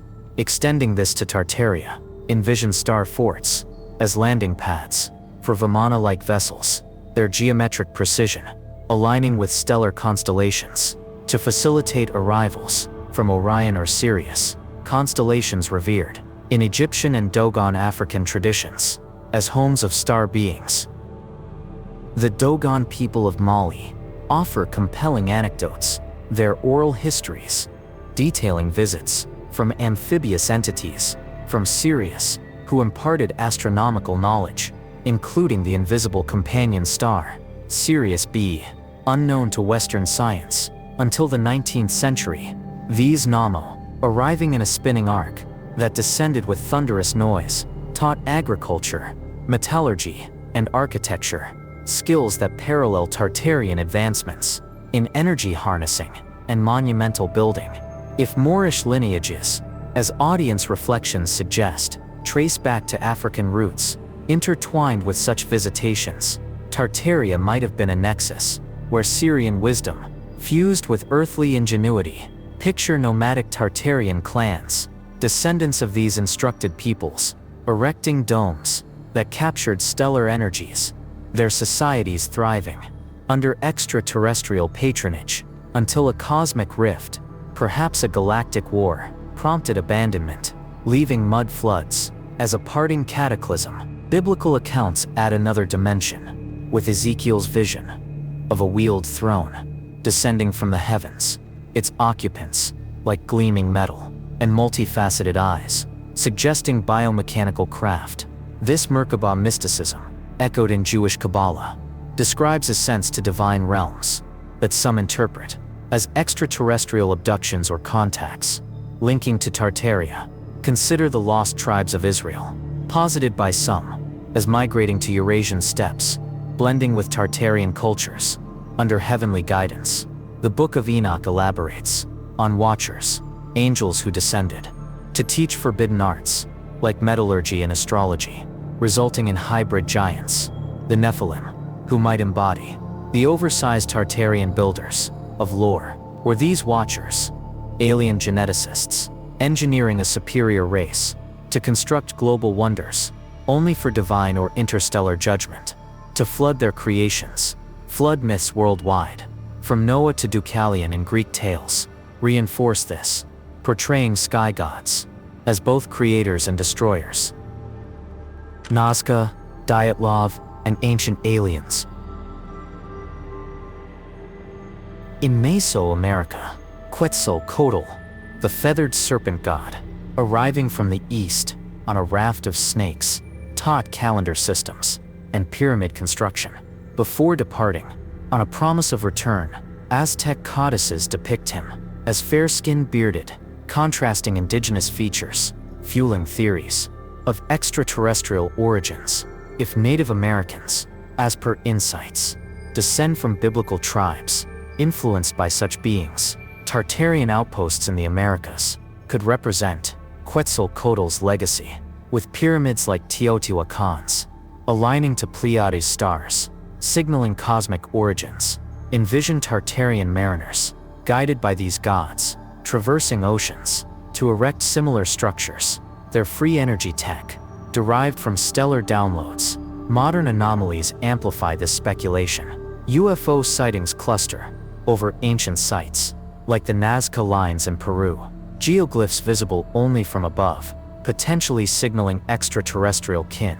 In Russia, near Tartarian heartlands, the Dyatlov Pass incident of 1959 saw hikers perish amid reports of glowing orbs their injuries defying natural explanations. Crop circles, intricate patterns, echoing Tartarian geometries, appear overnight, analyzed as plasma discharges. From intelligence sources, whistleblowers like Bob Lazar describe reverse-engineered craft, using element 115, perhaps remnants of Tartarian alien tech, suppressed post-mud flood. The Anunnaki narrative circles back, with Sitchin's interpretations positing these beings as planet Nibiru colonists, mining Earth for gold to repair their atmosphere. Tartaria, in this view, could be a post-Diluvian revival, humans augmented by Anunnaki DNA, rebuilding under supervision. Until independence sparked conflict, cave paintings worldwide depict helmeted figures descending in ovoid craft, from Australia's Wanina to France's Lascaux. Universal memories of intervention. Skeptics dismiss these as archetypal myths, but anomalies persist. The Baghdad battery, ancient galvanic cells, hint at electric knowledge from sky teachers. Drapa stones in China, etched discs, recounting crash-landed aliens, teaching local survival. In Africa, Credo Mutwa Zulu lore speaks of Chitari reptilians manipulating humanity, echoing global serpent god motifs. Government disclosures fuel curiosity. NASA's avoidance of certain lunar anomalies. Pentagon UFO reports admitting unknown aerial phenomena. If Tartaria harnessed anti-gravity or zero-point energy, were these gifts from extraterrestrials, later confiscated by modern elites? The Philadelphia experiments, alleged teleportation mishaps, might stem from Tartarian alien tech, rediscovered. Cultural echoes in media. Ancient Alien series, probing these links, sparked debates, with episodes tying Tartarian architecture to extraterrestrial blueprints. Reddit threads buzz with theories. Tartaria as alien colony, mud flood as orbital strike. As we ponder these celestial threads, Tartaria transforms from earthly empire to interstellar outpost. Its downfall, a cosmic drama. Did gods from the sky uplift humanity, only to retreat, leaving us amnesia-bound? The stars hold answers, beckoning us to look up and wonder anew. Lost continents, Atlantis, Lemuria, and Tartaria. As the veil of night deepens around us, and the whispers of history beckon you toward the gentle embrace of sleep, we venture into a realm where lost continents rise from the mists of myth, their fates entwined with the shadowy legacy of Tartaria. Imagine, if you will, a world where Atlantis, Lemuria, and Tartaria are not isolated echoes of forgotten glory, but threads in a single magnificent tapestry, a unified saga of rise, splendor, and cataclysmic fall. Could these fabled realms be manifestations of the same ancient superpower, reshaped by time and tale-tellers, to obscure a shared truth? Let us first submerge ourselves in the azure depths of Atlantis, that legendary island empire, chronicled by Plato in his dialogues Timaeus and Critias, around 360 BCE. Drawing from Egyptian priests' accounts, Plato described a naval powerhouse beyond the Pillars of Hercules, likely the Strait of Gibraltar, boasting concentric rings of land and water, advanced metallurgy, and a society ruled by Poseidon-descended kings. Atlantis, he claimed, waged war against ancient Athens 9,000 years prior, only to be swallowed by the sea in a single day, a night of earthquakes and floods. Skeptics dismiss it as allegory for hubris, but the parallels to Tartaria ignite curiosity. Both are portrayed as technologically superior domains, spanning vast territories, with architectures harnessing natural forces. Atlantis's orichalcum, a mysterious alloy, echoing Tartarian free energy metals. What if Atlantis was not an isolated isle, but a western outpost of a Tartarian network, its crystal-powered cities mirroring the atmospheric domes we've pondered? The submersion myth aligns eerily with Tartaria's mud flood, suggesting a global deluge that buried rather than drowned, preserving ruins beneath sediment layers. Divers off Cuba's coast have reported submerged megaliths, resembling roads and pyramids, while sonar mappings in the Atlantic reveal anomalous formations. Could these be Tartarian-Atlantean hybrids, their shared fate, a cycle of destruction, engineered to reset human progress? Edgar Cayce and the Bimini Road. The enigma deepens when we consider the oracles and prophecies woven into Atlantean lore. Edgar Cayce, the 25th century psychic, known as the Sleeping Prophet, channeled visions of Atlantis as a crystal-dependent civilization destroyed by misuse of energy sources around 10,500 BCE. Cayce's readings spoke of migrations, Atlantean survivors fleeing to Egypt, the Yucatan, and even the Pyrenees, carrying knowledge that seeded pyramids and esoteric traditions. Tie this to Tartaria, and a pattern emerges: nomadic Tatars, as descendants of these refugees, their vast empire, a revival of Atlantean ingenuity.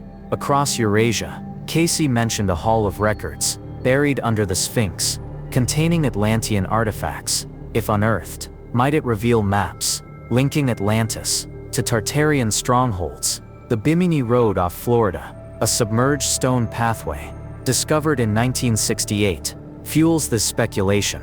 Its precise blocks, aligned with magnetic anomalies, suggest an energy conduit, akin to Tartarian grids. As your thoughts drift, ponder, were the gods Plato described intervening in human affairs, the same celestial guides we contemplated earlier, overseeing a unified Atlantis Tartaria, until overreach invited calamity? Now let your imagination sail westward to the Pacific's hidden horizons, where Lemuria, or Moria, beckons as a sunken paradise, rivaling Atlantis in allure. Coined by 19th century zoologist Philip Sclater to explain Lemur distributions, Lemuria evolved into a mystical continent through the works of occultists like Helena Blavatsky. In her 1888 book The Secret Doctrine, Blavatsky envisioned Lemuria as a cradle of humanity, home to a third root race of egg-born beings who wielded psychic powers and built cyclopean structures before perishing in volcanic upheavals. Around 12,000 years ago, James Churchward, in his 1926 tome, The Lost Continent of Moor, claimed to have deciphered ancient tablets describing Moor as a Pacific empire with 64 million inhabitants, advanced in navigation and hieroglyphics, its colonies stretching to Easter Island and beyond. The intrigue lies in the overlaps with Tartaria. Both are depicted as harmonious technology-infused societies, spanning oceans, with Mo's knuckle tablets, allegedly detailing solar-powered devices that parallel Tartarian atmospheric harnesses. Could Lemuria represent Tartaria's eastern flank, its submersion, a mirrored fate to Atlantis's, triggered by the same pole-shifting cataclysm that unleashed mud torrents on the steppes? Easter Island, Yonaguni and Dwarka. Archaeological whispers amplify this connection. Easter Island's Moai statues, massive basalt figures, erected between 1200 and 1600 CE, bear elongated features and enigmatic scripts, rongorongo, that some link to Mu's legacy. Thor Heyerdahl's Kon-Tiki expedition in 1947 demonstrated Pacific crossings were possible, with ancient tech suggesting cultural exchanges between Mu-Lemurian outposts and Tartarian mariners.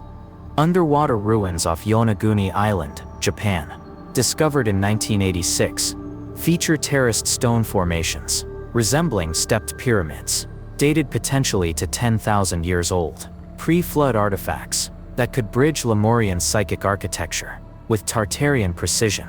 Blavatsky's theosophy posited Lemuria's fall due to moral decay, much like Atlantis. If Tartaria shared this lineage, its mud burial might symbolize a third iteration in a cycle of rises and resets. As sleep tugs at your eyelids, envision Pacific seafarers, heirs to Mu, merging with Eurasian nomads to forge Tartaria, their shared symbols, swastikas and spirals, encoding cosmic knowledge, lost to waves and earth.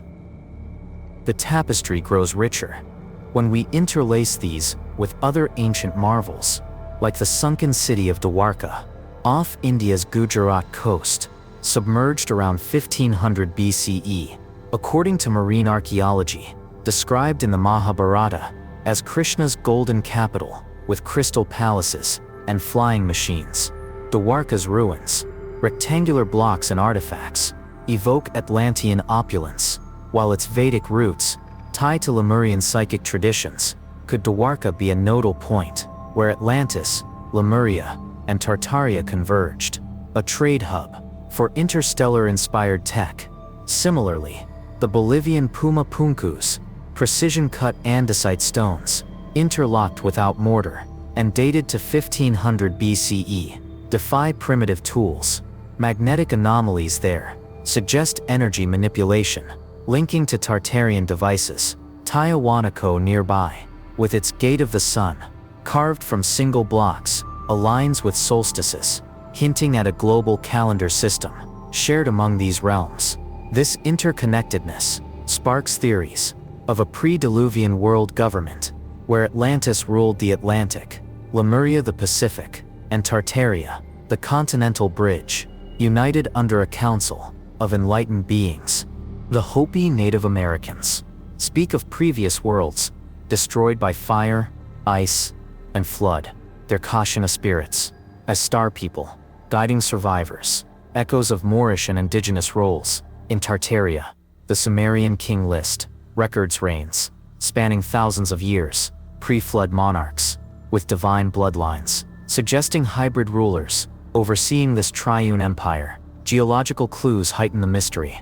Ice core data from 12,000 years ago show rapid climate shifts, aligning with younger Dryas impacts that could have sunk Atlantis and Lemuria, while mud flooding Tartaria, Göbekli Tepe in Turkey, buried deliberately, around 9600 BCE, features T-pillars with animal carvings, perhaps warnings of cyclic cataclysms. Its location near Tartarian frontiers, implying a post-Lemurian refuge. Occult traditions, like Rosicrucianism, posit hidden masters, preserving Atlantean Lemurian Tartarian wisdom in underground vaults. From Tibet's Shambhala to Egypt's Giza Plateau, the Emerald Tablets of Thoth, allegedly Atlantean, describe energy crystals that resonate with Tartarian tap designs. As we circle these possibilities, the question lingers: were Atlantis, Lemuria, and Tartaria facets of one antediluvian supercivilization, fragmented by disaster and deliberate amnesia? Plato's 9,000 years might symbolize cycles, not chronology, with each fall birthing a new era. Modern anomalies, like the Bermuda Triangle, vanishings near alleged Atlantean sites, or Pacific Ring of Fire quakes over Lemurian remnants, hint at lingering energies. In this nocturnal reverie, let these linked legends lull you, sparking dreams of unified ancients. What submerged secrets await discovery, uniting these realms in a grand cosmic narrative? The true architects, Moors and Native Americans. As the world outside fades into quiet repose, let us turn our attention to a narrative that pulses with the rhythm of hidden lineages and stolen legacies, the profound roles of the Moors and Native Americans in the Tartarian tapestry. Drawing from the echoes of audience insights, we delve into the provocative idea that these peoples were not peripheral figures in history's grand drama, but the true architects of a vanished empire, descendants of ancient biblical tribes whose contributions were systematically obscured. What secrets lie in their bloodlines, their artistry, and their enduring symbols? Join me as we unravel these threads, each one an invitation to question the stories we've been told, allowing curiosity to guide us toward slumber's edge. The Moors, those enigmatic wanderers of medieval lore, emerge from the annals, not as mere conquerors or traders, but as bearers of a royal heritage that stretches back to the sands of antiquity. Often portrayed in European chronicles as dark-skinned warriors from North Africa, the term Moor encompassed a mosaic of Berber Arab and sub-Saharan peoples who held sway over the Iberian Peninsula for nearly 8 centuries, from 711 to 1492 CE. Their Al-Andalus realm was a crucible of innovation, where algebra flourished under scholars like Al-Khwarizmi, and observatories mapped the stars with precision that rivaled the heavens themselves. But peer beneath the surface, and a bolder claim surfaces. Could the Moors be the living remnants of the tribe of Judah, one of the 12 tribes of Israel, scattered after the Assyrian conquests around 722 BCE? This notion, echoed in esoteric texts and modern fringe scholarship, posits that Judah's descendants migrated westward, blending with African cultures before surging into Europe. Their emblematic lion motifs, seen in Moorish heraldry, mirror Judah's biblical symbol, while their architectural prowess, think the Alhambra's intricate geometric patterns, hints at sacred geometries that could align with Tartarian energy systems we've contemplated. What fuels this intrigue is the Moors' undeniable imprint on global exploration and construction. Historical whispers suggest they navigated the Atlantic long before Columbus, with accounts like those in the 14th century Book of the Knowledge of All Kingdoms, describing African mariners reaching distant shores. If Tartaria represented a worldwide network of advanced settlements, the Moors might have been its seafaring vanguard, erecting mosques and fortresses that doubled as observatories or power hubs. Consider the Mudéjar style in Spain, blending Islamic arches with Christian elements. Could this fusion symbolize a deeper synthesis of Israelite wisdom with Tartarian tech? Proponents argue that European powers, upon the Reconquista, didn't just expel the Moors, they appropriated their knowledge, renaming inventions and erasing lineages to claim supremacy. The destruction of Granada's libraries in 1500, as we touched upon earlier, might have targeted scrolls detailing Judah's exodus, linking Moors to pyramid builders in Egypt and beyond. As you settle deeper into your pillows, imagine a Moorish navigator, star chart in hand, guiding fleets to Tartarian outposts, their dark sails carrying the weight of a biblical promise unfulfilled. Native Americans, lost tribes and master builders. The Native Americans, or indigenous peoples of the Americas, enter the narrative not as isolated stewards of the land, but as masterful engineers whose works rival the wonders of any ancient world. From the ancestral Puebloan cliff dwellings of the Southwest to the Mississippian mounds of the Midwest, their constructions speak of a sophistication that defies the primitive label thrust upon them by colonial historians.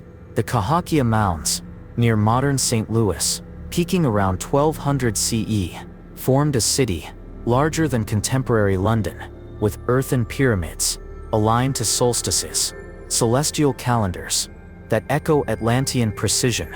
But here's the tantalizing twist. Could these peoples be the descendants of the 10 lost tribes of Israel, exiled after the Assyrian invasions, migrating across Beringia, or even sailing from the Levant? This theory, popularized in the 19th century by figures like British Israelism advocates, finds roots in biblical prophecies like those in Isaiah, foretelling a gathering from the ends of the earth.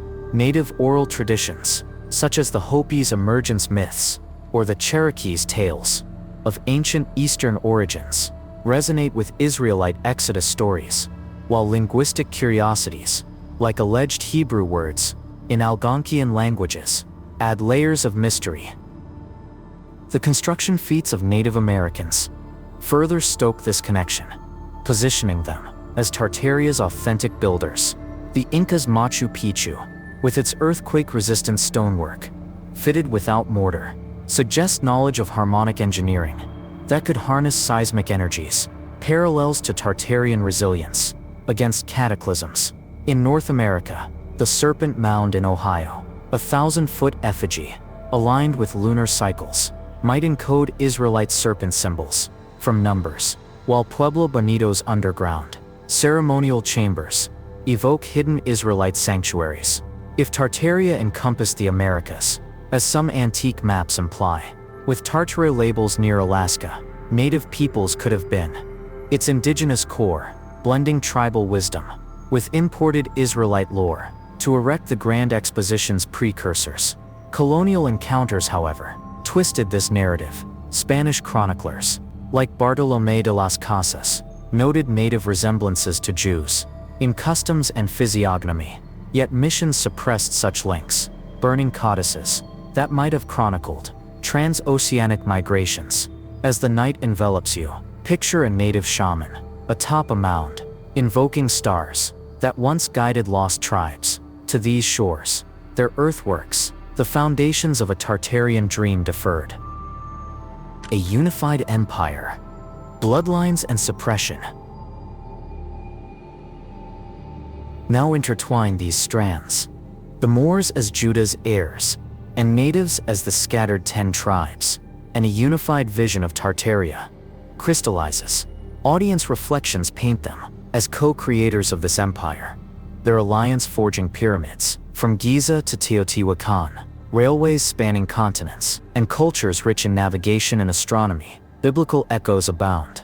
The tribe of Judah's leadership role mirrors Moorish regal influence in Al-Andalus, while the 10 tribes' dispersion align with native diaspora myths. Genetic studies add intrigue. Traces of Middle Eastern DNA in some native populations, like the Cherokee, suggest ancient crossings, while Moorish haplogroups show African Israelite blends. Tartarian symbols, such as the griffin or double-headed eagle, appear in Moorish heraldry and native totems, hinting at shared iconography from a common source. European conquests, in this lens, become acts of usurpation. Columbus's 1492 voyage, backed by expelled Moorish knowledge, led to the plundering of native realms, with Tartarian remnants, Grand Canyons carved as quarries, or buried cities, claimed as discoveries. The transatlantic slave trade further muddled lineages, blending Moorish descendants with native communities, their Israelite heritage, diluted yet preserved. In spirituals and rituals, Freemasonic influences, with their Israelite temple motifs, might have co-opted this legacy, building modern capitals atop Tartarian sites, while suppressing the builders' stories. Yet pockets of resistance endure. Moorish science temple teachings in early 20th century America revived claims of Moorish American unity as original inhabitants, while native prophecies, like the ghost dance, foretold a restoration of ancient ways. Archaeological finds, such as Hebrew inscribed stones in Tennessee, or Moorish coins in colonial digs, tease at buried truths. As we ponder these, the question arises: if Moors and natives were Tartaria's true progenitors, heirs to Israel's tribes, what suppressed technologies, star-aligned medicines, or communal harmonies might they reclaim? The roles of these peoples transcend history. They embody a quest for identity amid erasure. Tartaria's resurgence, the digital age. We now turn our gaze to the lingering echoes of Tartaria in our modern era. What if the remnants of this enigmatic empire are not confined to dusty archives or buried ruins, but woven into the fabric of today's world, influencing everything from viral internet debates to cutting-edge scientific pursuits? In the digital age, where information flows like an unending river, Tartaria has resurfaced, not as a forgotten footnote, but as a phenomenon, captivating online communities. Platforms like Reddit and YouTube have become modern forums for pseudo-historical discussions, with subreddits such as Ross Tartaria boasting thousands of members, dissecting old maps, architectural anomalies, and geological oddities. As of 2025, these spaces buzz with fresh analyses, including radar scans revealing underground structures beneath the Giza pyramids that some enthusiasts link to Tartarian energy-focusing technologies. These discoveries, reported in scientific outlets, fuel debates about electromagnetic wave amplification in ancient chambers, blurring the lines between established archaeology and speculative theory. Imagine scrolling through late-night threads where users share grainy photos of half-buried windows in European cities, questioning if these are scars from a global mud event rather than mere urban evolution. The allure lies in the empowerment. Ordinary people, armed with smartphones and open-source tools, piecing together a puzzle that mainstream history allegedly overlooks. Podcasts have amplified this resurgence, turning Tartaria into a staple of alternative media. Episodes like Deep Research, Tartaria from July 2024, delve into the conspiracy's roots, exploring how ornate World's Fair structures might have been repurposed. Tartarian relics, demolished to erase evidence of free energy systems. Listeners are drawn in by narratives of atmospheric electricity, harnessed through domes and spires, concepts that echo Nikola Tesla's suppressed inventions. In 2025, shows on platforms like Apple Podcasts continue to dissect CIA declassified documents, some purportedly hinting at hidden civilizations with advanced tech. These discussions aren't just entertainment, they inspire real-world actions, with amateur researchers organizing virtual tours of Tartarian sites via Google Earth, spotting star forts in satellite imagery that align with geomagnetic lines. The question arises, are these patterns coincidences or remnants of a deliberate global network designed for energy distribution? Social media, particularly X, formerly Twitter, serves as a real-time pulse for Tartaria's modern influence. Hashtags like Tartaria and Mudflood trend sporadically, with users sharing videos of unexplained urban features, sunken basements in Chicago, or bricked-up doors in San Francisco that suggest a catastrophic burial event. A July 2025 thread analyzed 19th century orphan trains as potential cover-ups for mud flood survivors, linking to declassified files that some interpret as evidence of population resets. Influencers channel messages from entities like the Pleiadians, claiming Tartaria was a golden age of harmony, disrupted by dark forces, with free energy tech buried alongside its cities. These posts garner thousands of engagements, blending spirituality with conspiracy and prompting users to question energy monopolies. In today's world, could the push for renewable sources be a veiled rediscovery of Tartarian principles suppressed by the same cabals that allegedly orchestrated the Empire's fall?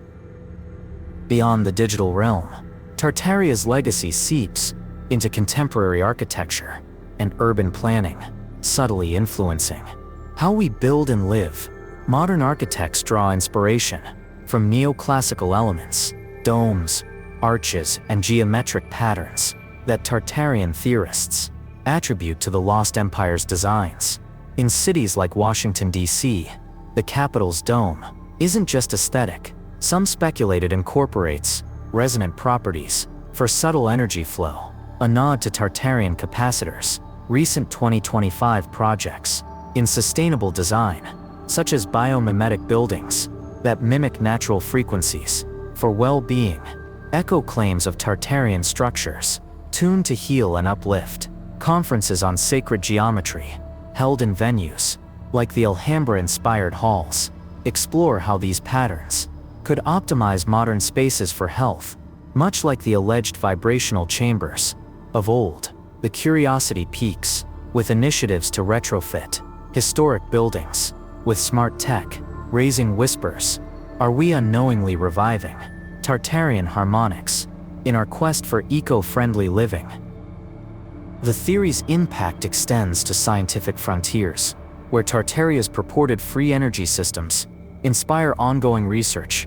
Tesla's Wardenclyffe Tower, often cited as a modern echo of Tartarian spires, fuels experiments in wireless power transmission. In 2025, labs worldwide test atmospheric electricity harvesting using high-altitude collectors, reminiscent of the Empire's alleged antennas. Publications like those from the International Journal of Energy Research discuss zero-point energy devices, with some fringe papers linking them to historical anomalies. In Old World architecture, whistleblowers and inventors claim suppression of these technologies, mirroring narratives of Tartarian knowledge hoarded by elites. The Philadelphia experiments, alleged teleportation mishaps, might stem from Tartarian alien tech rediscovered. Cultural echoes in media, ancient alien series probing these links spark debates, with episodes tying Tartarian architecture to extraterrestrial blueprints. Reddit threads buzz with theories: Tartaria as alien colony, mud flood as orbital strike. As we ponder these celestial threads, Tartaria transforms from earthly empire to interstellar outpost. Its downfall, a cosmic drama. Did gods from the sky uplift humanity, only to retreat, leaving us amnesia-bound? The stars hold answers, beckoning us to look up and wonder anew. Cultural and artistic expressions keep Tartaria alive, transforming it into a symbol of lost potential. That resonates in today's creative landscape. Novels and films, such as speculative fiction, set in a reimagined Tartarian world, explore themes of erased histories and reclaimed utopias. A 2025 release, Echoes of the Mudflood, blends historical drama with sci-fi, depicting survivors rebuilding amid suppressed tech. Music producers sample pipe organ resonances from cathedrals, claiming they evoke Tartarian healing frequencies, while artists recreate mandala windows in digital art. For meditative apps, festivals dedicated to old world architecture draw crowds to sites like Russia's Kremlin, where tours highlight unexplained alignments. This cultural revival fosters a sense of empowerment, encouraging people to question energy dependencies and seek sustainable alternatives inspired by the past. Yet Tartaria's legacy isn't without controversy, often intersecting with broader conspiracy frameworks that challenge societal norms. In 2025, debates rage on platforms like TikTok, where short videos dissect Tartarian motifs in modern logos, double-headed eagles in corporate emblems, or phoenix symbols in national seals, suggesting hidden continuities. Some link it to free energy suppression theories, citing patents vanished since the 1900s, while others tie it to population resets via orphan trains. These ideas influence activism, with groups advocating. Conclusion: the quest continues. As the final embers of our exploration flicker in the gathering dusk, it is time to draw the threads of this extraordinary tapestry together, here on Mystery History for Sleep, where the veil between wakefulness and dreams thins to a whisper. We have journeyed through the labyrinthine secrets of Tartaria, a realm that defies the confines of conventional chronicles. Let us linger on the forgotten truths we've unearthed, allowing them to resonate like distant echoes in a vast, uncharted cavern. What revelations await those who dare to probe deeper? Throughout our odyssey, we've peeled back layers of deception to reveal a narrative far richer than the sanitized pages of history books. The cataclysmic mud flood, that viscous tide of earth and enigma, stands as a pivotal force, not merely a geological quirk, but a potential harbinger of orchestrated oblivion, burying cities and silencing technologies that once harnessed the very breath of the atmosphere. We've marveled at star forts, those stellar sentinels, etched into the landscape, their geometries whispering of energies untapped and purposes concealed. The world's fairs, those fleeting spectacles of splendor, emerge as veiled exhibitions of salvaged grandeur, dismantled in haste to shroud the empire's vestiges. Ancient maps, with their vanishing ink, chart a deliberate rewriting of borders, while scorched libraries mourn the incineration of knowledge that could have rewritten our origins. Extraterrestrial whispers and links to sunken realms, like Atlantis and Lemuria, expand the canvas, suggesting Tartaria as a nexus in a cosmic drama. The Moors and Native Americans, posited as heirs to Israel's scattered tribes, reclaim their roles as master builders, their legacies pilfered yet persistent. And in our contemporary world, these echoes reverberate through digital dialogues and scientific stirrings, reminding us that the past is never truly interred. Yet the true power of this exploration lies not in definitive answers, but in the fertile ground of inquiry it cultivates. Consider how Tartaria's shadow extends into the innovations and debates of our time, challenging us to question the foundations upon which we build our realities. Recent discussions in 2025, for instance, have seen scholars and enthusiasts alike dissecting Western Map's evolution of Tartary, as highlighted in a June Library of Congress blog that traces the term's flux across centuries, pondering why such a vast label dissolved into obscurity. This analysis invites us to ask, was it mere cartographic refinement or a subtle erasure of a unified domain? Similarly, podcast episodes from February 2025 delve into the empire's colossal reach, theorizing that perennial architecture worldwide stems from Tartarian hands, only to be claimed by later narratives after a mudslide catastrophe. These conversations, amplified on platforms like Apple Podcasts, blend historical scrutiny with speculative flair, urging listeners to envision a world where free energy flowed unbound, suppressed by industrial titans who reshaped society in their image. On social spheres, the discourse pulses with vitality, as seen in X threads from July 2025, where users dissect the theory's implications for ancient floods and diasporas, proposing Tartaria as a pre-deluge powerhouse, seeding civilizations from Scythians to Ammonites. Videos shared in these exchanges explore rewritten histories, with one July post framing communism as a tool to expunge Tartarian traces, such as the demolition of Moscow's Cathedral of Christ the Savior in 1931. Another August 2025 clip debunks yet reaffirms the intrigue, noting how the theory transforms vague Asian regions into a lost utopia, unsupported by mainstream evidence, but rich in architectural puzzles. These online exchanges, often laced with images of cyclopean walls and star lore, foster a community-driven quest where everyday detectives uncover seals and artifacts that mainstream timelines dismiss. The theory's viral spread on TikTok and Reddit, as cautioned in earlier analyses, borders on the pseudo-historical, yet its dangers lie in how it reframes benign curiosities into extremist lenses, though for many, it's a harmless spark of doubt against dogmatic narratives. This resurgence isn't confined to screens.